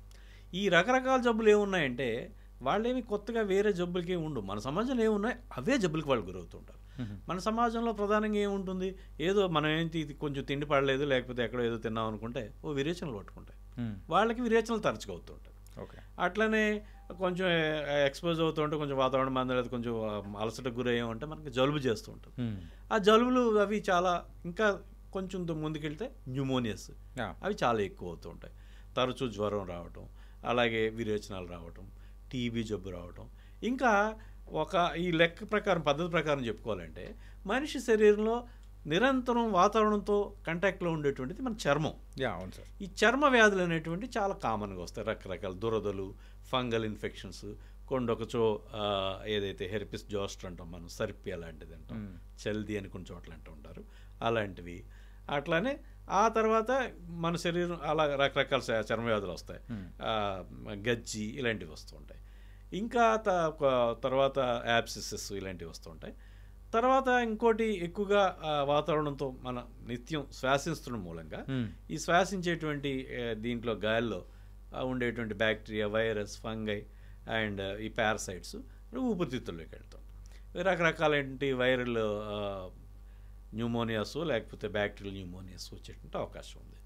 సో ఇంకా తర్వాత వచ్చేటప్పటికి ఈ తిండి ద్వారా మనం తిండి ద్వారా తీసుకుంటాం. అది విరేచనాలు లేకపోతే కడుపులో టీబీ లేకపోతే కడుపు ప్రేగు వాపు, ఇలాగా కొలిసిస్టైటిస్, ఇట్లాంటి రకరకాల జబ్బులు వచ్చేటువంటి అవకాశం ఉంటాయి అన్నమాట. తర్వాత కాలంలో మీకు చెప్పుకోవాలంటే ఈ మెదడు జబ్బులు, ఈ కిడ్నీ జబ్బులు అలాంటివి అవి తక్కువ. ఇవి ఈ క్రమంలో వస్తాయి. చర్మ వ్యాధులు, తర్వాత ఊపిరితిత్తుల వ్యాధులు, న్యూమోనియా, టీబీ జబ్బులు, తర్వాత వచ్చేటువంటి ప్రేవులకు సంబంధించినటువంటి జబ్బులు, తర్వాత మెదడుకు సంబంధించిన జబ్బులు ఈ క్రమంలో వస్తాయి. మెయిన్గా హెచ్ఐవి అనేది ఇమ్యూని సిస్టమ్నే దెబ్బ కొడుతూ ఉంటుంది కాబట్టి ఇవి తరచుగా వస్తూ ఉంటాయి. ఇక ఇంకొక ప్రధానమైన విషయం ఏంటంటే ఒకసారి అంత నీరసపడిపోయిన తర్వాత ఇంకా వాళ్ళకి ఇంకా కోలుకోరు తిరగరు అని అనుకోక్కర్లేదు. వాళ్ళు మళ్ళీ తిరిగి మామూలు మనుషులు అవుతారు, పూర్తి ఆరోగ్యం సంతరించుకుంటారు. ఒకసారి యాంటీరిట్రోవైరల్ థెరపీ అట్లనే ఏదైతే జబ్బు అక్కడికి ఉందో ఆ జబ్బుకు సంబంధించిన వైద్యం చేసినప్పుడు వాళ్ళు పూర్తి మామూలు మనుషులు అవుతారు, మళ్ళీ ఆరోగ్యం సంతరించుకొని కష్టపడి పనిచేసేటువంటి స్థితికి వెళ్ళగలుగుతారు. ఓకే సార్, ఇంకొకటి ప్రజల మధ్యలో ఈ ఎయిడ్స్ గురించి వాళ్ళు ఒక అపోహ అనుకోవాలనో లేకపోతే అది తెలిసి తెలియకతనమో అనుకోవాలనో కానీ ఒక ముద్దు ద్వారా ఈ హెచ్ఐవి అనేది కూడా ట్రాన్స్మిట్ అవుతుందా? ముద్దు ద్వారా అంటే ఇప్పుడు లాలాజలంలో హెచ్ఐవి అనేటువంటి ఉండదండి. తర్వాత లాలాజలంలో కొన్ని ఎంజైమ్స్ కూడా ఉంటాయి. అవన్నీ కూడా మన నోట్లో మనకి చాలా ఫ్లోరా అంటాం, అవి నార్మల్ మనకి శరీరానికి ఉపయోగపడేటువంటి ఇవన్నీ. ఇప్పుడు మనకి శరీరం ఇన్ అండ్ అవుట్ మనకి శరీరం మీద లేని బ్యాక్టీరియా, వైరస్లు ఎంత శరీరం అంతా వ్యాపించి ఉంటాయి. అంటే ఊపిరితిత్తులో ఉంటాయి, కడుపులో ఉంటాయి, రేవుల్లో ఉంటాయి, అన్ని చోట్ల ఉంటాయి. సో నోట్లో కూడా ఉంటాయి. సో ఈ నోట్లో రకరకాలైనటువంటి ఎంజైమ్స్ అవి విడుదలవుతూ ఉంటాయి. వీటి వల్ల మనకి హానికరమైనటువంటి బ్యాక్టీరియా పెరగకుండా ఉండేటువంటి అవకాశం ఉంది. ఇలాంటి ఎంజైమ్స్ ఇవన్నీ కూడా ఇక్కడ నోట్లో వైరస్ పెరిగేటువంటి అవకాశం ఉండదు. లాలాజలంలో వైరస్ అనేటువంటిది దాదాపుగా నెగ్లిజిబుల్ లేదని చెప్పొచ్చు. ఇంకా డైరెక్ట్గా ఏదైనా పెద్ద పెద్ద పుళ్ళు ఉండిపోయి అలాంటి చొప్పుడు మనకి తెలిసి అటువంటి పరిస్థితులు ఎవరు ముద్దుకి అనేటువంటిది ప్రయత్నించరు కాబట్టి అలాంటి పరిస్థితుల్లో వైరస్ ఉంటుంది అనేటువంటి అనుకోవాలి. రెండు వైపులా పెద్ద నోట్లో ఏమైనా పుళ్ళు ఉండి రెండు వైపులా ఏమైనా ఉంటే ఉన్న వాళ్ళ నుంచి లేని వాళ్ళకి సంక్రమించే అవకాశం ఉంటుంది. కానీ సాధారణమైన పరిస్థితుల్లో అది ఆరోగ్యంగా ఉన్నప్పుడు, నోటి ఆరోగ్యంగా ఉన్నప్పుడు, చక్కగా ఉన్నప్పుడు ఈ వైరస్ అనేటువంటిది హెచ్ఐవి అనేటువంటిది ముద్దు ద్వారా వచ్చేటువంటి అవకాశం దాదాపు లేదండి. ఓకే, ఈ హెచ్ఐవి గురించి అయితే మీరు ఇప్పటివరకు ఎన్నో వ్యాసాలు రాశారు, ఎంతోమందికి అవగాహన ఇప్పించారు. కానీ 2020లో వచ్చిన కరోనా నుంచి మీ స్టైల్ అనేది కూడా కంప్లీట్ మారిపోయింది.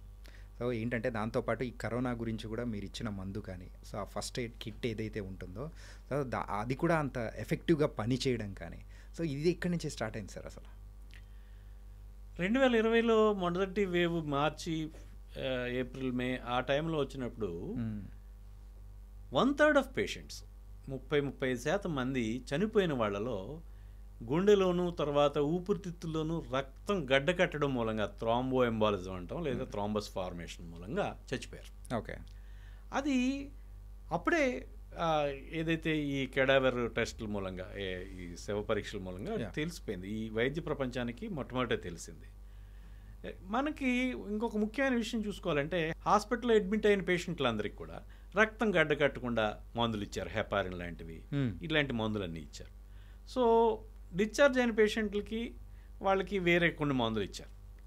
చాలామంది ఓపీ పేషెంట్లు ఏదైతే పెద్ద తీవ్రంగా కాకుండా పెద్ద హాస్పిటలైజ్ అవ్వాల్సిన స్థితిలో కాకుండా కొద్దిపాటి అనారోగ్యం మాత్రమే చేసినటువంటి కోవిడ్ ఉన్న వాళ్ళకి ఈ రక్తం గడ్డ కట్టకుండా ఉండేటువంటి మందులు ఎవరు ఇవ్వలేదు. ఇప్పుడు ఏం జరుగుతుంది, ఈ వైరస్ వచ్చినప్పుడు, ఈ కరోనా వైరస్ సోకినప్పుడు అక్కడ ప్యాథోఫిజియాలజీ అంటాం మేము, శరీరంలో జరిగేటువంటి ఈ రోగంలో జరిగేటువంటి మార్పులు ఏమిటి అనేటువంటిది మనం గమనిస్తే, ఒకటి ప్రధానంగా రక్తం గడ్డగడ్డం మూలంగా చనిపోతున్నారు. అంతకంటే ముందు మనకి ఒక ఊపిరితిత్తుల వాపు, దాని మూలంగా విపరీతమైన ఆయాసం, ఆక్సిజన్ కాన్సన్ట్రేషన్ పడిపోవడం ఇవన్నీ జరుగుతున్నాయి. అట్లనే ఎప్పుడైతే ఇక్కడ డ్యామేజ్ జరిగిందో ఒక ఇన్ఫెక్షన్ మూలంగా మనం శ్వాసించేటువంటి గాలిలో ఉండేటువంటి మనకు ప్రధానంగా వచ్చేటువంటి బ్యాక్టీరియల్ ఇన్ఫెక్షన్ కూడా సోకుతున్నాయి. ఓకే. సో ఈ మూడింటిని, ఏదైతే వాపు, అట్లనే ఈ రక్తం గడ్డగట్టడం, అట్లనే సెకండరీ బ్యాక్టీరియల్ ఇన్ఫెక్షన్, దీన్ని నేను ICI అన్నాను. ది ఇన్ఫ్లమేషన్ అంటే వాపు, కోయాగ్యులేషన్ ఆర్ క్లాటింగ్, రక్తం గడ్డగట్టడం, అది ఇన్ఫెక్షన్ అంటే సెకండరీ బ్యాక్టీరియల్ ఇన్ఫెక్షన్. ఈ మూడింటిని అడ్రస్ చేయాలి, ఏదైతే ఇక్కడ మనకు ప్యాథోఫిజియాలజీ ఉందో దీన్ని మొత్తంగా అడ్రస్ చేయాలనే ఉద్దేశంతో నేను సెకండ్ వేవ్లో ఏప్రిల్ 17, 2021 డెల్టా వేవ్ ప్రారంభమైనప్పుడు, ఉధృతంగా మొదలైనప్పుడు మన దీనికి సంబంధించి మూడింటిని అడ్రస్ చేస్తూ ఎవరైతే తేలికపాటి వైరస్ ఇన్ఫెక్షన్, కరోనా వైరస్తో ఇన్ఫెక్షన్తో, కోవిడ్తో బాధపడుతుంటారు, కోవిడ్ అనకూడదని, అంటే కోవిడ్ అనేది ఒక సీరియస్ పరిస్థితి. సో కరోనా వైరస్ ఒక జలుబుకు మించి ఒక జ్వరం, దగ్గు, బాగా కొంచెం ఒళ్ళు నొప్పులు ఇలాంటి వాటికి పరిస్థితుల్లో ఉన్నారో వాళ్ళకి నేను హోమ్ కేర్ కిట్ని ప్రతిపాదించాను. ఈ ఏవైతే చెప్పుకున్నాం మనం ICI, ఈ మూడింటిని అడ్రస్ చేస్తూ, ఇన్ఫ్లమేషన్ అడ్రస్ చేస్తూ ప్రెడ్నిసోలోన్, కోయాగ్యులేషన్ లేదా క్లాటింగ్ లేదా గడ్డగట్టడాన్ని అడ్రస్ చేస్తూ యాస్పిరిన్, అట్లనే సెకండరీ బ్యాక్టీరియల్ ఇన్ఫెక్షన్ని దాన్ని ట్రీట్ చేయడం కోసం లేదా రాకుండా ఉండడం కోసం అనేటువంటిది ఒక ఎజిథ్రోమైసిన్, ఈ మూడింటిని ప్రధానంగా ఇస్తూ మిగతావి కాఫ్ సిరప్, అట్లనే సిట్రజిన్ ఇలాంటివి ఇస్తూ నేను వైద్యం నా ఫేస్బుక్లో అందుబాటులో ఉంచాను. తెలుగు రాష్ట్రాల్లో ఇది నేను చెప్పింది చాలా వాస్తవికంగా ఉంది, చాలా సబబుగా ఉంది అనేటువంటి ఉద్దేశంతో చాలా అంటే చాలా విపరీతంగా నా ట్రీట్మెంట్ ప్రోటోకాల్ని ఫాలో అయ్యారు. నేను ఆ ట్రీట్మెంట్ని పెన్నుతో రాసి, స్కెచ్ పెన్నులతో రాసి మందులని పెట్టి ఫోటో తీసి పెట్టాను అవి, ఎందుకంటే ఎవరో ఒకళ్ళు నేనే చెప్పేసాను అనుకోకుండా ఉండడానికి. సో నా రాతతో పెట్టాను అది. అది ఒక 8 నెలలు 9 నెలల కాలం కేవలం నా వాళ్ళ మీదే తిప్పి నేను ప్రచురించాను. ఒమిక్రాన్ వేవ్ వచ్చే వరకు ఒక 20,000 షేర్లు అయి ఉంటాయండి దఫాలుగా. ఒమిక్రాన్ వేవ్ వచ్చిన తర్వాత నేను మళ్ళీ అప్డేటెడ్ గైడ్లైన్స్ ఇచ్చాను. జనవరి 20, 2022 ఇచ్చినటువంటి అప్డేటెడ్ గైడ్లైన్స్ ఒకే రోజు ఒకే పోస్ట్ 13,000 షేర్లు నా ఫేస్బుక్ మీద అయిందండి. ఇవి కాకుండా వాట్సాప్ షేర్లు ఉంటాయి, కాపీ పేస్ట్ షేర్లు ఉంటాయి, ఇవన్నీ చాలా లక్షలాది మంది. It's heartening. ఎవరైనా చూపించి ఇది అంటే నేనంటే ఇది మేము చాలాసార్లు చూసాం సార్, మేము ఇవి కూడా వాడాం సార్ అని చెప్తూ ఉంటాను ఎక్కడికి వెళ్ళినా, నాకు పరిచయం లేని చోట్ల కూడా. So it is a heartening thing. And నేను ఏదైతే చెప్పాను అదే వాళ్ళ వాస్తవం అవుతుంది. ఇప్పుడు గుండెపోట్లు అనేటువంటివి కోవిడ్ వచ్చిన తర్వాత చాలా విపరీతంగా పెరిగిపోయినాయి. మనం చూడండి, అపారెంట్గా చూడడానికి పూర్తి ఆరోగ్యంగా మంచి ఫిట్నెస్తో ఉన్నటువంటి మనుషులే కుప్పకూలిపోయి గుండెపోటుతో చనిపోతున్నారు. ఈవెన్ రీసెంట్గా కూడా సార్ కరోనా వైరస్ కానీ ఆ ఒక ప్రభావం నుంచి మనము దాటుకొని వచ్చి సుమారు ఒక 3 years అవుతుంది అనుకుందాం అప్రాక్సిమేట్లీ. 3 years తర్వాత కూడా ఇంకొంతమంది అయితే ఇలా చనిపోవడము, అంటే ఏజ్లో ఉన్న పర్సన్, ఒక 27 years ఉన్న అబ్బాయి మొన్న షటిల్ ఆడుతూ కూడా అట్లా సడన్గా కుప్పకూలిపోయాడు. సో అదేంటో అర్థం కాలేదు. ఇంకొంతమంది అలా కొన్ని తెలియని రాని పరిస్థితులు కూడా ఉన్నాయి. ఎందుకు అంటే ఇది కరోనా వల్ల అని చెప్పేసి కూడా అంటూ ఉన్నారు. కోవిడ్ 3 సంవత్సరాల కాలంలో 70 లక్షల మంది కోవిడ్ సంబంధించిన కారణాలతో చచ్చిపోయారు. అయితే అంతకు ముందు సంవత్సరాలతో పోల్చినప్పుడు ఎక్సెస్ డెత్స్ అంటాం, అదనపు మరణాలు ప్రపంచవ్యాప్తంగా, నేను చెప్పింది ప్రపంచవ్యాప్తంగా 1.5 కోటి అదనపు మరణాలు సంభవించాయి. Okay, yes. ఈ అదనపు మరణాలకి కోవిడ్ డైరెక్ట్ రిలేషన్ లేదు. వాళ్ళు కోవిడ్ వచ్చినప్పుడు హాస్పిటలైజ్ అయినప్పుడు చనిపోలేదు వాళ్ళు. ఇందులో ఎక్కువ భాగం గుండె జబ్బులతో చనిపోయారు, గుండె పోటులతో చనిపోయారు, అంటే మెదడులో స్ట్రోక్తో చనిపోయారు. సో ఈ కోవిడ్కి సంబంధించి కరోనా వైరస్ స్పైక్ ప్రోటీన్లు ఏవైతే బుడిపిలాగా ఉంటాయో, ఈ స్పైక్ ప్రోటీన్ దానికి రక్తాన్ని గడ్డగట్టించేట గుణం ఉంది. ఏదైతే మనం మొదటి వేవ్లో చెప్పుకున్నామో 1/3 జబ్బులు అనేటువంటివి ఊపిరితిత్తులో రక్తం గడ్డకట్టడం మూలంగా చనిపోయారు అనుకున్నాం. సో ఈ విషయాన్ని ఇంత స్పష్టంగా ఉన్నప్పుడు కూడా దురదృష్టవశాత్తు ఈ మెడికల్ ఫ్రెటర్నిటీ అనేటువంటిది సాంప్రదాయబద్ధంగా కొన్ని సంవత్సరాల పాటు పరిశోధనలు జరుగుతూ ఉంటాయి. ఎప్పుడుకో దానికి సంబంధించి గైడ్లైన్స్ వస్తాయి. అప్పటికే జరగాల్సిన నష్టం, ఇలాంటి కోవిడ్ లాంటి ప్రత్యేకమైన పరిస్థితుల్లో జరగాల్సిన నష్టం జరిగిపోతుంది. అందుకని నేను మొదటి నుంచి కూడా కోవిడ్ అనేటువంటిది ఒక గుండె జబ్బు, అప్పటికే ఛాతీలో నొప్పో, లేకపోతే షుగర్ ఉన్న వాళ్ళు, లేకపోతే అప్పటికే ఒకసారి గుండెపోటు వచ్చిన వాళ్ళు, లేకపోతే మెదడులో స్ట్రోక్ వచ్చి రక్తం గడ్డగడ్డం మూలంగా ఈ పక్షవాతం వచ్చిన, ఇలాంటిది ఎలా పరిస్థితి ఉంటుందో అలాంటి సీరియస్ కండిషన్ లాగా వాళ్ళందరికీ ఏం చేస్తామంటే యాస్పిరిన్ ఇస్తామండి. యాస్పిరిన్ సెకండరీ ప్రివెన్షన్ అంటాం. సో దాని మూలంగా ఏమవుతుందంటే ఒక 33 మందికి యాస్పిరిన్ ఇస్తే ఒకళ్ళు ఇలాంటి సమస్యకి గురి కాకుండా, ఇది ఒక స్ట్రోక్, ఒక పక్షవాతం కానీ లేకపోతే గుండెపోటుకు కానీ ఇలాంటి గురి కాకుండా ఉండేటువంటి అవకాశం ఉంది. ఓకే. సో అంటే 33లో ఒకటి అంటే చాలా మంచి నంబర్. 33 మందికి ఒక 32 మందికి అదనంగా ట్రీట్ చేసినా కానీ ఒకళ్ళకి రక్షణ ఉంటారు కదా. సో ఇవి నిరూపితమైనటువంటి విషయాలు యాస్పిరిన్ ఇవ్వడం. నేనేం చెప్తానంటే ఈ ఏదైతే ఒక గుండె జబ్బు, ఛాతీ నొప్పి, యాంజినా అంటాం, లేకపోతే షుగర్ ఉంటుంది, హై బీపీ ఉంటుంది, లేకపోతే అంతకుముందు ఎప్పుడైనా ఒకసారి ఏదైనా మెదడులో ఒక క్లాట్ అయి ఉండొచ్చు, టీఐఎస్ అంటాం, ట్రాన్సియంట్ ఇస్కిమిక్ అటాక్స్ అంటాం, కొద్ది కాలం పాటు ఏదో ఒక చెయ్యో ఏదో కాళ్ళు లాగేసి మళ్ళీ మామూలు అయిపోతుంటారు, లేదా ఒక కళ్ళు ఏదైనా అయ్యి మళ్ళీ మామూలు అయిపోతారు. ఇట్లాంటివి ఇలాంటివి ఏమైనా జరిగినప్పుడు ఇచ్చేటువంటి వైద్యం మళ్ళీ అలాంటి వాటికి గురవ్వకుండాను, ప్రాణాపాయం కాకుండా ఉండడానికి, స్ట్రోక్కి లేదా గుండెపోటుకి గురవ్వకుండా ఉండడానికి ఈ ప్రొఫైలాక్సిస్గా సెకండరీ ప్రివెన్షన్ కింద ఇస్తున్నాం. ఓకే. దీన్ని కూడా కోవిడ్ని కూడా ఆ రకంగా ఒక పెద్ద రిస్క్ ఫ్యాక్టర్ కింద, స్ట్రోక్కి అట్లనే గుండెపోటుకి కోవిడ్కి గురైనటువంటి వ్యక్తి చాలా అవకాశం ఉంది కాబట్టి దీన్ని కూడా పెద్ద రిస్క్ ఫ్యాక్టర్ కింద తీసుకుని మిగతా ఆ విషయాలన్నీ పరిగణలోకి తీసుకుని, అంటే కడుపులో బ్లీడింగు లేదా అల్సర్లు ఇలాంటి ఉన్న వాళ్ళకి ఇవ్వకూడదు ఇవి. సో అవన్నీ గమనించి వీళ్ళకి కూడా యాస్పిరిన్ ఇవ్వాలనేటువంటిది నేను మొదటి నుంచి చెప్తూ ఉన్నాను. ఓకే. 2024 నవంబర్లో అమెరికన్ హార్ట్ అసోసియేషన్ వాళ్ళ యొక్క journal arteriosclerosis, thrombosis and vascular biology అనేటువంటి జర్నల్ అమెరికన్ హార్ట్ అసోసియేషన్ వాళ్ళు హైజర్ అనేటువంటి ఒక డాక్టర్ యొక్క పర్యవేక్షణలో బ్రిటన్లో జరిగినటువంటి ఇవన్నీ పోల్చి చూశారు. 10,005 మంది కోవిడ్ బాధితుల్లోనూ, అట్లనే కంపేర్ చేసి మిగతా ప్రజల్లోనూ 3 ఏళ్లలో ఎట్లా వచ్చినాయి ఏంటని చూస్తే, ఏదైతే మనం హాస్పిటల్లో అడ్మిట్ అయి ఉన్నారో తీవ్రమైన కోవిడ్ వచ్చి, వాళ్ళకి 4 రెట్లు గుండెపోటుకి గురయ్యేటువంటి అవకాశం ఉంది, ఎక్కువ ఉంది. ఎస్. అలాగే తేలికపాటి కోవిడ్తో ఏదైనా ఓపీ ట్రీట్మెంట్ తీసుకుని వెళ్ళిపోయి ఉన్నారు కోవిడ్, అలాంటి వాళ్ళు 8,000 మందిని చూశారు. ఆ 8,000 మందిలో రెట్టింపు పైనే గుండెపోట్లు వచ్చే అవకాశం ఉంది. అంటే వీళ్ళతో కంపేర్ చేసుకుంటే వీళ్ళు ఇంకా ఎక్కువ? నో, రెట్టింపు అంటే ఒకరికి వచ్చేది ఇద్దరికి వస్తుంది. వీళ్ళకి ఏమంటే ఒకరికి వచ్చేది 4గురికి వస్తుంది. ఓకే. ఓకే. హాస్పిటలైజ్ అయిన వాళ్ళకి, వీళ్ళకి ఛాన్స్, ఇంటెన్సివ్ కేర్ ఉన్న వాళ్ళకి. ఓకే. కోవిడ్ యొక్క లేదా కరోనా వైరస్ ఇన్ఫెక్షన్ యొక్క తీవ్రతకి సంబంధం లేకుండా ఖచ్చితంగా కోవిడ్కి గురైన ప్రతి ఒక్కరికి కూడా ఈ గుండెపోటు రిస్క్ అనేటువంటిది రెట్టింపు అయిపోయింది అనేటువంటి విషయాన్ని వీళ్ళు అమెరికన్ హార్ట్ అసోసియేషన్ వాళ్ళు గుర్తించారు. సార్, ఈ కరోనా వ్యాక్సిన్స్కి అండ్ గుండెపోట్లకి ఏమైనా లింక్ ఏమైనా ఉందా? అంటే వ్యాక్సిన్ అనేటువంటిది ఈ దానికి సంబంధించి అధ్యయనాలు ఏం లేవు. సో ఆ వ్యాక్సిన్కి మనం లింక్ చేయలేము. కానీ కోవిడ్ బాధితులకి మాత్రం ఖచ్చితంగా గుండెపోటుకి సంబంధించినటువంటి అవకాశాలు ఎక్కువగా ఉన్నాయి. వాళ్ళ గుండెకు చోటుకి గురయ్యేటువంటి ప్రమాదం ఎక్కువ ఉంది. కాబట్టి వాళ్ళు ఖచ్చితంగా తమ వైద్యుడిని సంప్రదించి యాస్పిరిన్ లేకపోతే క్లోపిడోగ్రిల్ ఇలాంటి మందులు తీసుకోవడం, వాళ్ళ యొక్క పర్యవేక్షణ తీసుకోవడం అనేది చాలా మెరుగైన పరిస్థితి. ఆ రకంగా కనుక తీసుకుని ఉంటే, ఈ విషయాన్ని ముందే కనుక మనం గుర్తించి ఉంటే ఏమీ లేదు, అక్కడ ఉన్న విషయాలను గమనించాలి. అంతకుముందు ఏం జరిగింది, అందరికీ రక్తం గడ్డగట్టి చనిపోయారు 1/3 పీపుల్. సో మనం ఇక్కడికి యాస్పిరిన్ ఇద్దాం అని అనుకుంటే ఇట్లాగా అవ్వదు కదా. కాకపోతే సంప్రదాయంగా ఈ వైద్య పరిశోధనలు అనేటువంటి వాటి యొక్క గైడ్ లైన్స్, సూచనలు ఇవన్నీ అమల్లోకి రావడం దశాబ్దాలు, సంవత్సరాల తరబడి జరుగుతుంటుంది. అట్లానే జరిగిపోయింది. కానీ దీనికి సంబంధించి మాత్రం ఖచ్చితంగా గమనికలోకి తీసుకోవాలని నేను కోవిడ్కి ఎవరైతే బాధిస్తున్నారో వాళ్ళందరికీ సూచిస్తున్నాను.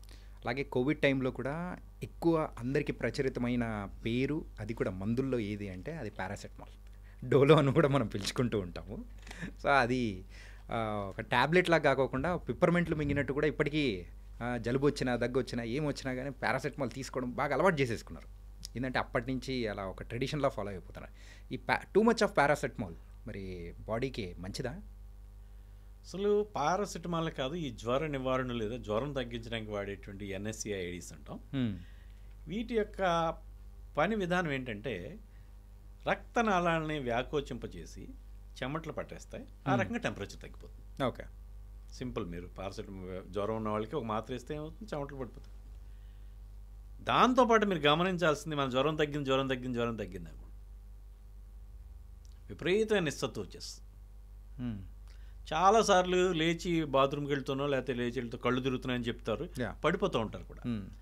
సో ఈ రక్తనాళాలను వ్యాకోచింపజేసి ఈ పారాసెటమాల్ లేకపోతే ఇంకొక ఇతర జ్వర నివారణలు ఏవైనప్పటికి కూడా అవి రూట్ కాజ్ మీద ప్రభావం చూపించట్లేదు. ఒక ఇన్ఫెక్షన్ అనుకుందాం, ఆ ఇన్ఫెక్షన్కి సంబంధించి కాదు ఇది వైద్యం. నీకు కొంత సాంత్వన ఇవ్వడానికి మాత్రమే ఉపయోగపడుతుంది. ఏదో ఒళ్ళు నొప్పులు ఉన్నాయి, లేకపోతే జ్వరం ఏదో ఒళ్ళు కాలిపోతుంది, అది తగ్గడం అనేటువంటిది జ్వరం తగ్గడం కాదు, ఒంటి ఉష్ణోగ్రత మాత్రమే తగ్గింది. ఆ ఇన్ఫెక్షన్ అనేటువంటిది అలాగే ఉంది. దానికి సంబంధించి డాక్టర్ పర్యవేక్షణలో యాంటీబయాటిక్ వాడుకోవాలా, యాంటీవైరల్స్ వాడుకోవాలా, ఏం వాడుకోవాలి, అసలు ఏంటి పద్ధతి అనేటువంటిది మనం చూసుకోవాలి. సో చాలామంది ఒక ముఖ్యమైన విషయం ఏంటంటే జ్వరం అనేటువంటిది ఈ యొక్క ప్రకృతి మానవుని యొక్క పరిణామ క్రమంలో ఒక బెనిఫిషియరీ ఫ్యాక్టర్ అనమాట. Beneficiary factor, yes. అది సింపుల్గా చెప్పాలంటే పెన్సిలిన్, మనకు సిఫిలిస్ విన్నారు. సిఫిలిస్ అనేటువంటిది ఈ 1900 అట్లా 1800 ఆ టైంలో చాలా పెద్ద సమస్య, ప్రపంచంలో అతిపెద్ద సమస్య. సెకండరీ సిఫిలిస్ అయ్యి రావడం, టెరిషియరీ సిఫిలిస్ రావడం, ఇవన్నీ అదే సుఖవ్యాధి, ట్రిపనెమా ప్యారడైమ్ అనేటువంటిది. ఇవాళ రేపట్లో పెన్సిల్ అనేటువంటిది చాలా సింపుల్గా సిఫిలిస్ని ట్రీట్ చేయొచ్చు. అయితే సిఫిలిస్కి ఒక ట్రీట్మెంట్ చేసేవారు ఒకప్పుడు. ఎందుకంటే సిఫిలిస్ అనేటువంటిది చాలా పెద్ద జబ్బు ఒకప్పుడు.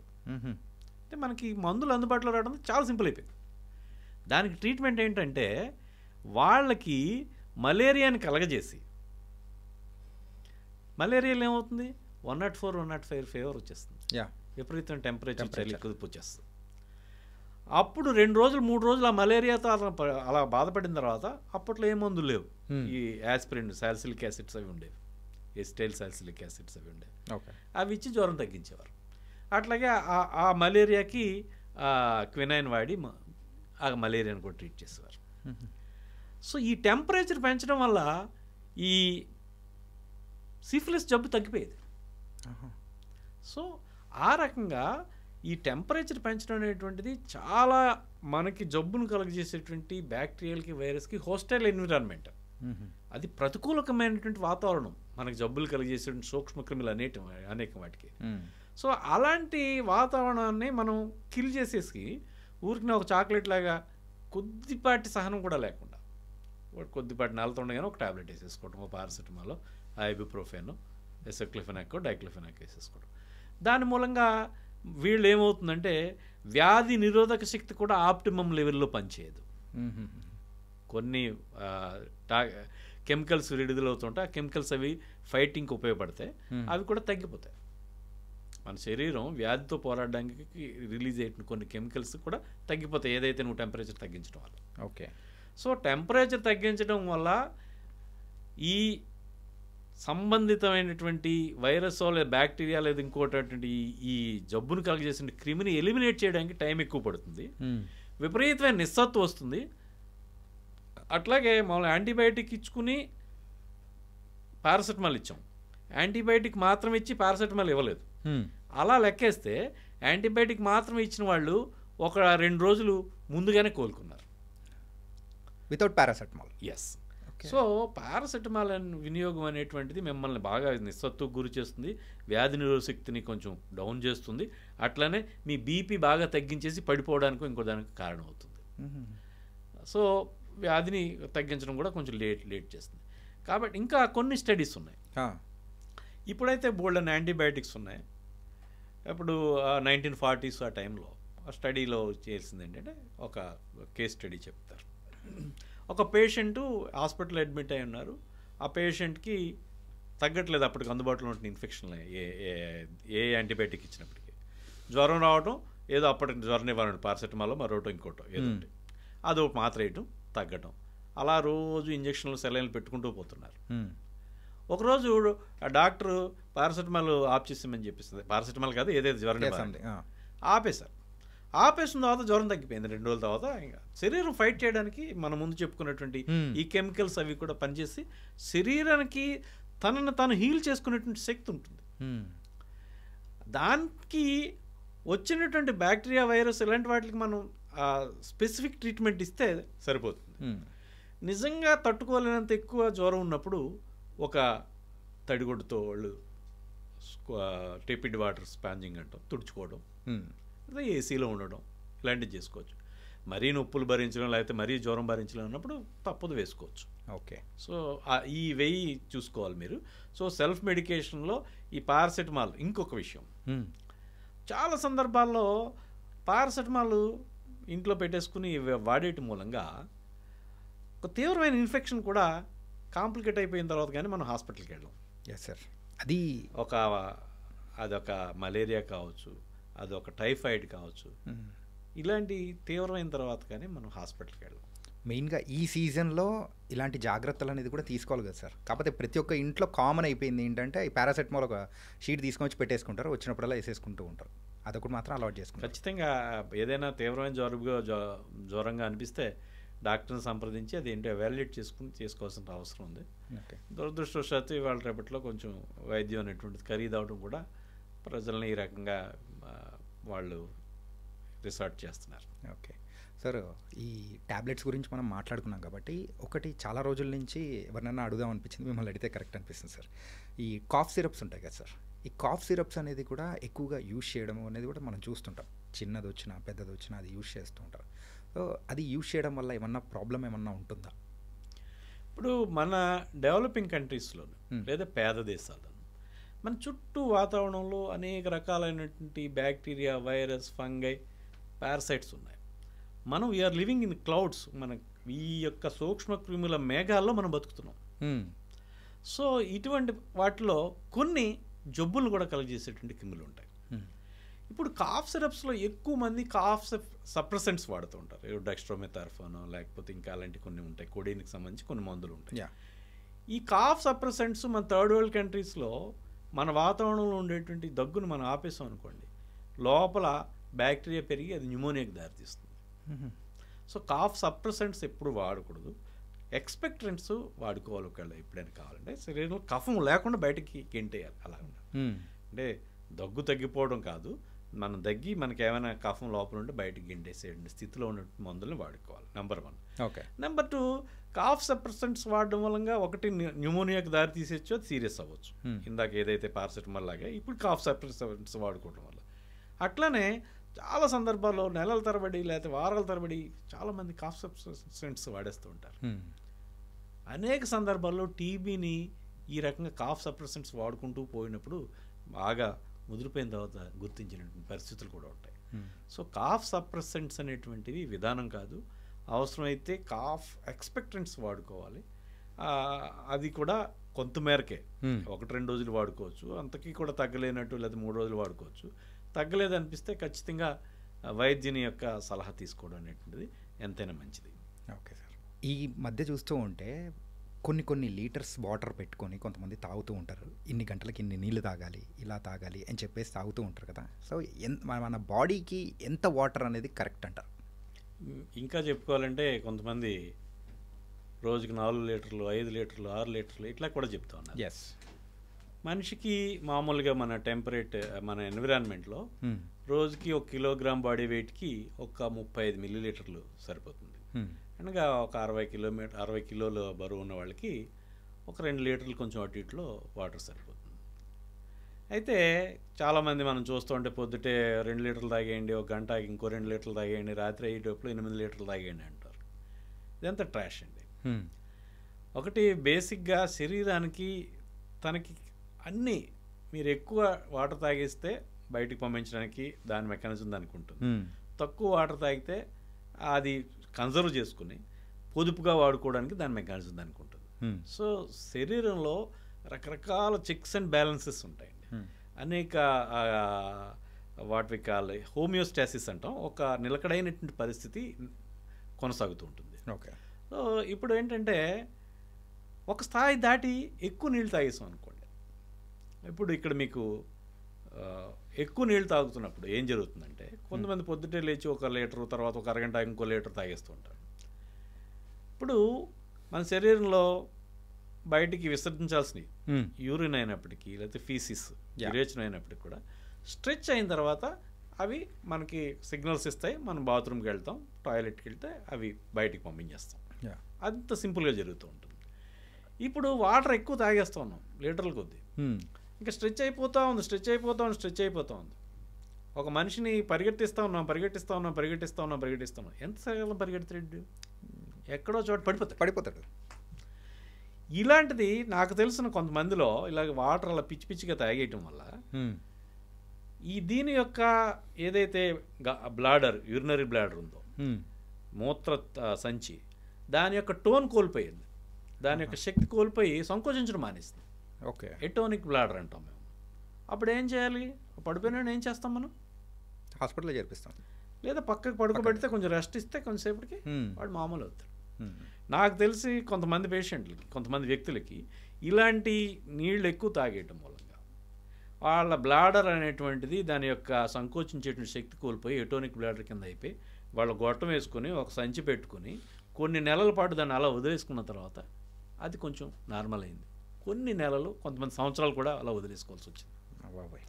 సో ఒకసారి ఇమాజిన్ చేయండి. నెంబర్ 1. నెంబర్ 2 ఏంటంటే నాకు ఈ మధ్య ఒక పేషెంట్ వచ్చారు. ఆయన విపరీతమైన నిస్సత్వం. ఎప్పుడు టెస్ట్ చేసుకుని అతనికి సోడియం బాగా తగ్గిపోతుంది. ఎస్. సరే, అతను మామూలు సోడియం ఎక్కించారంతా అయింది, బాగానే ఉంది. బాగా కొన్నిసార్లు అతనికి ఏంటి నిస్సత్తుకి ఏంటి కారణం తెలియట్లేదు. డీప్గా మనం హిస్టరీ తీసుకుంటే అతను రోజు పొద్దుటే ఇలాగ లీటర్ల కొద్ది నీళ్ళు తాగేస్తాడు. మార్నింగ్. ఎస్. ఓకే. నీరు దాని అంతటా అది విడిగా వెళ్ళదు, అది సోడియంను కూడా బయటికి తీసుకుపోతుంది.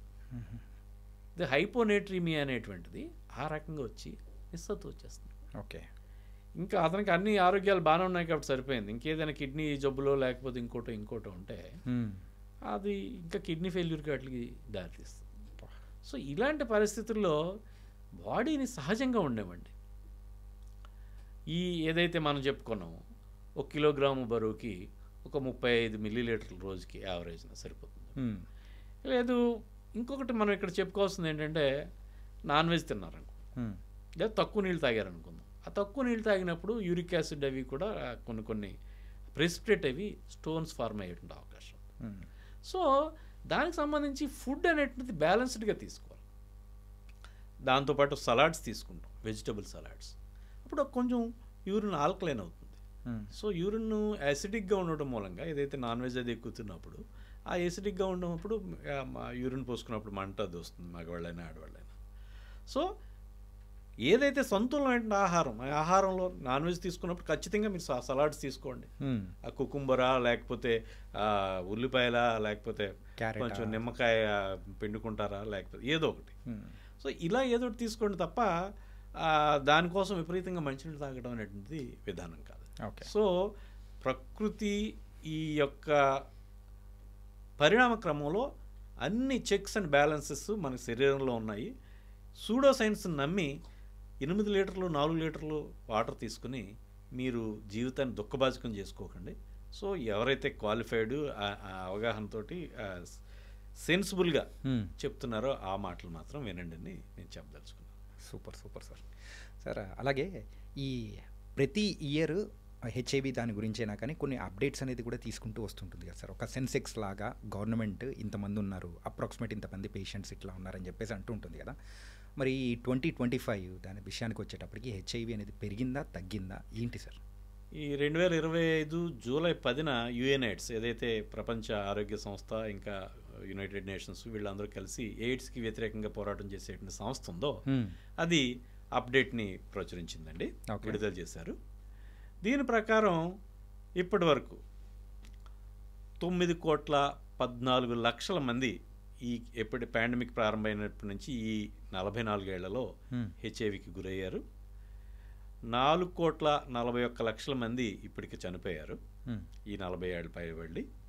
ఈ 44 సంవత్సరాల్లో ఇప్పుడు ప్రస్తుతం 2024 చివరి నాటికి ప్రపంచవ్యాప్తంగా 4,08,00,000 మంది హెచ్ఐవి ఎయిడ్స్ జబ్బుతో బాధపడుతున్నారు.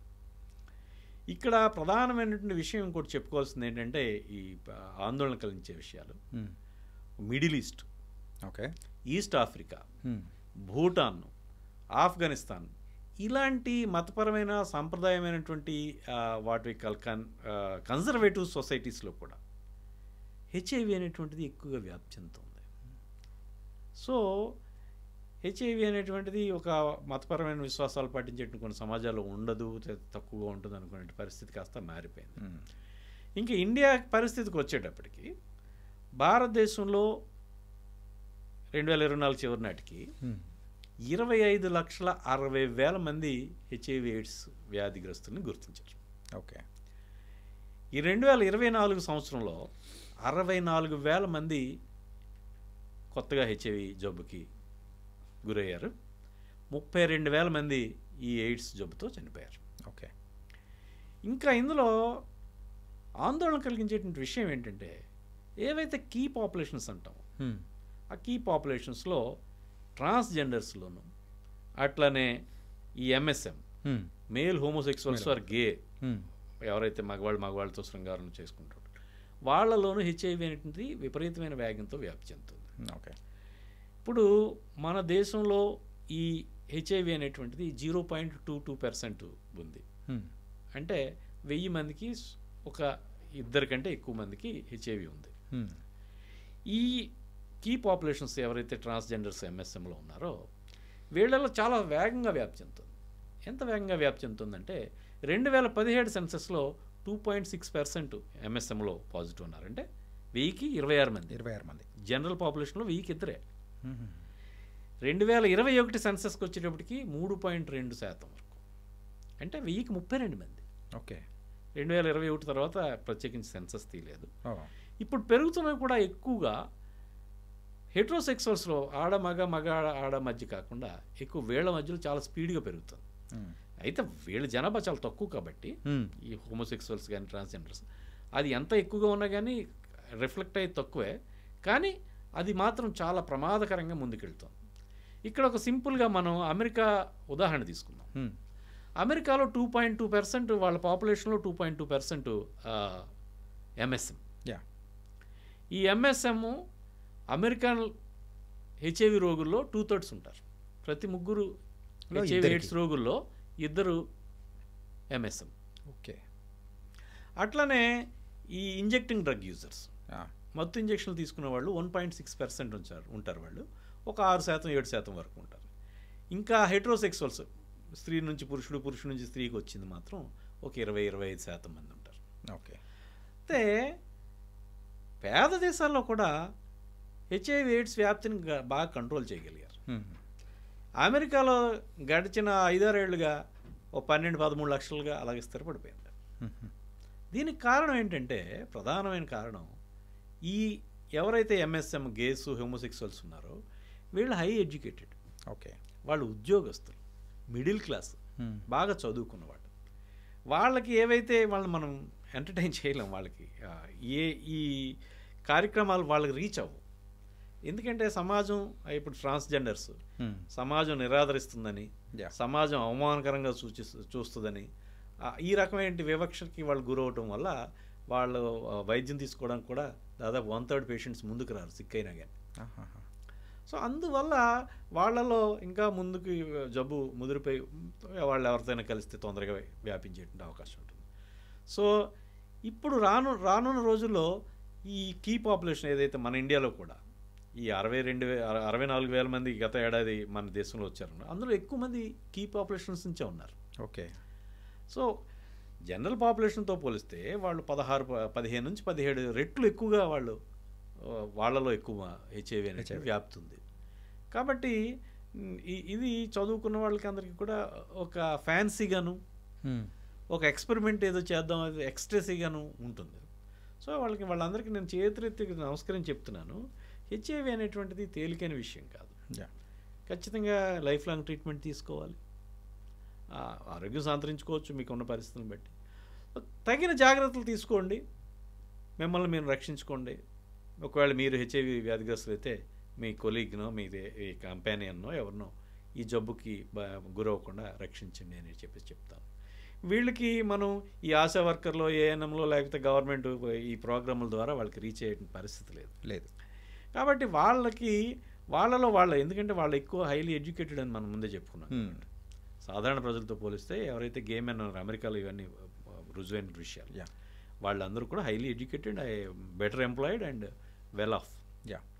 సో వాళ్ళ స్టోరీస్ని కనుక ఎనానిమస్గా అయినా సరే వాళ్ళు వేరే పేరుతోటి లేదా ఇంకో పేరుతో స్టోరీస్ని సోషల్ ప్లాట్ఫామ్స్ మీద షేర్ చేసుకోగలిగితే ఇది మిగతా వాళ్ళకి కనువిప్పుగాను వాళ్ళు జాగ్రత్త పడడానికి ఒక అవకాశం ఇచ్చిన వాళ్ళు అవుతారు. దయచేసి ఎక్కువగా ఈ జబ్బుకి గురవ్వకుండా ఉండడానికి మిమ్మల్ని మీరు రక్షించుకోండి, మీ కంపెనీలని మీ పార్ట్నర్స్ని కూడా రక్షించండి అని చెప్పేసి నేను మిమ్మల్ని అందరినీ కోరుతూ ఉన్నాను. అండ్ హెచ్ఐవికి సంబంధించి మీరు చేస్తున్న సేవ కానీ మీరు ఇస్తున్న అవగాహన కానీ result hats off sir. And thank you so much for this podcast and opportunity sir. Thank you Chanakya. Thank you sir.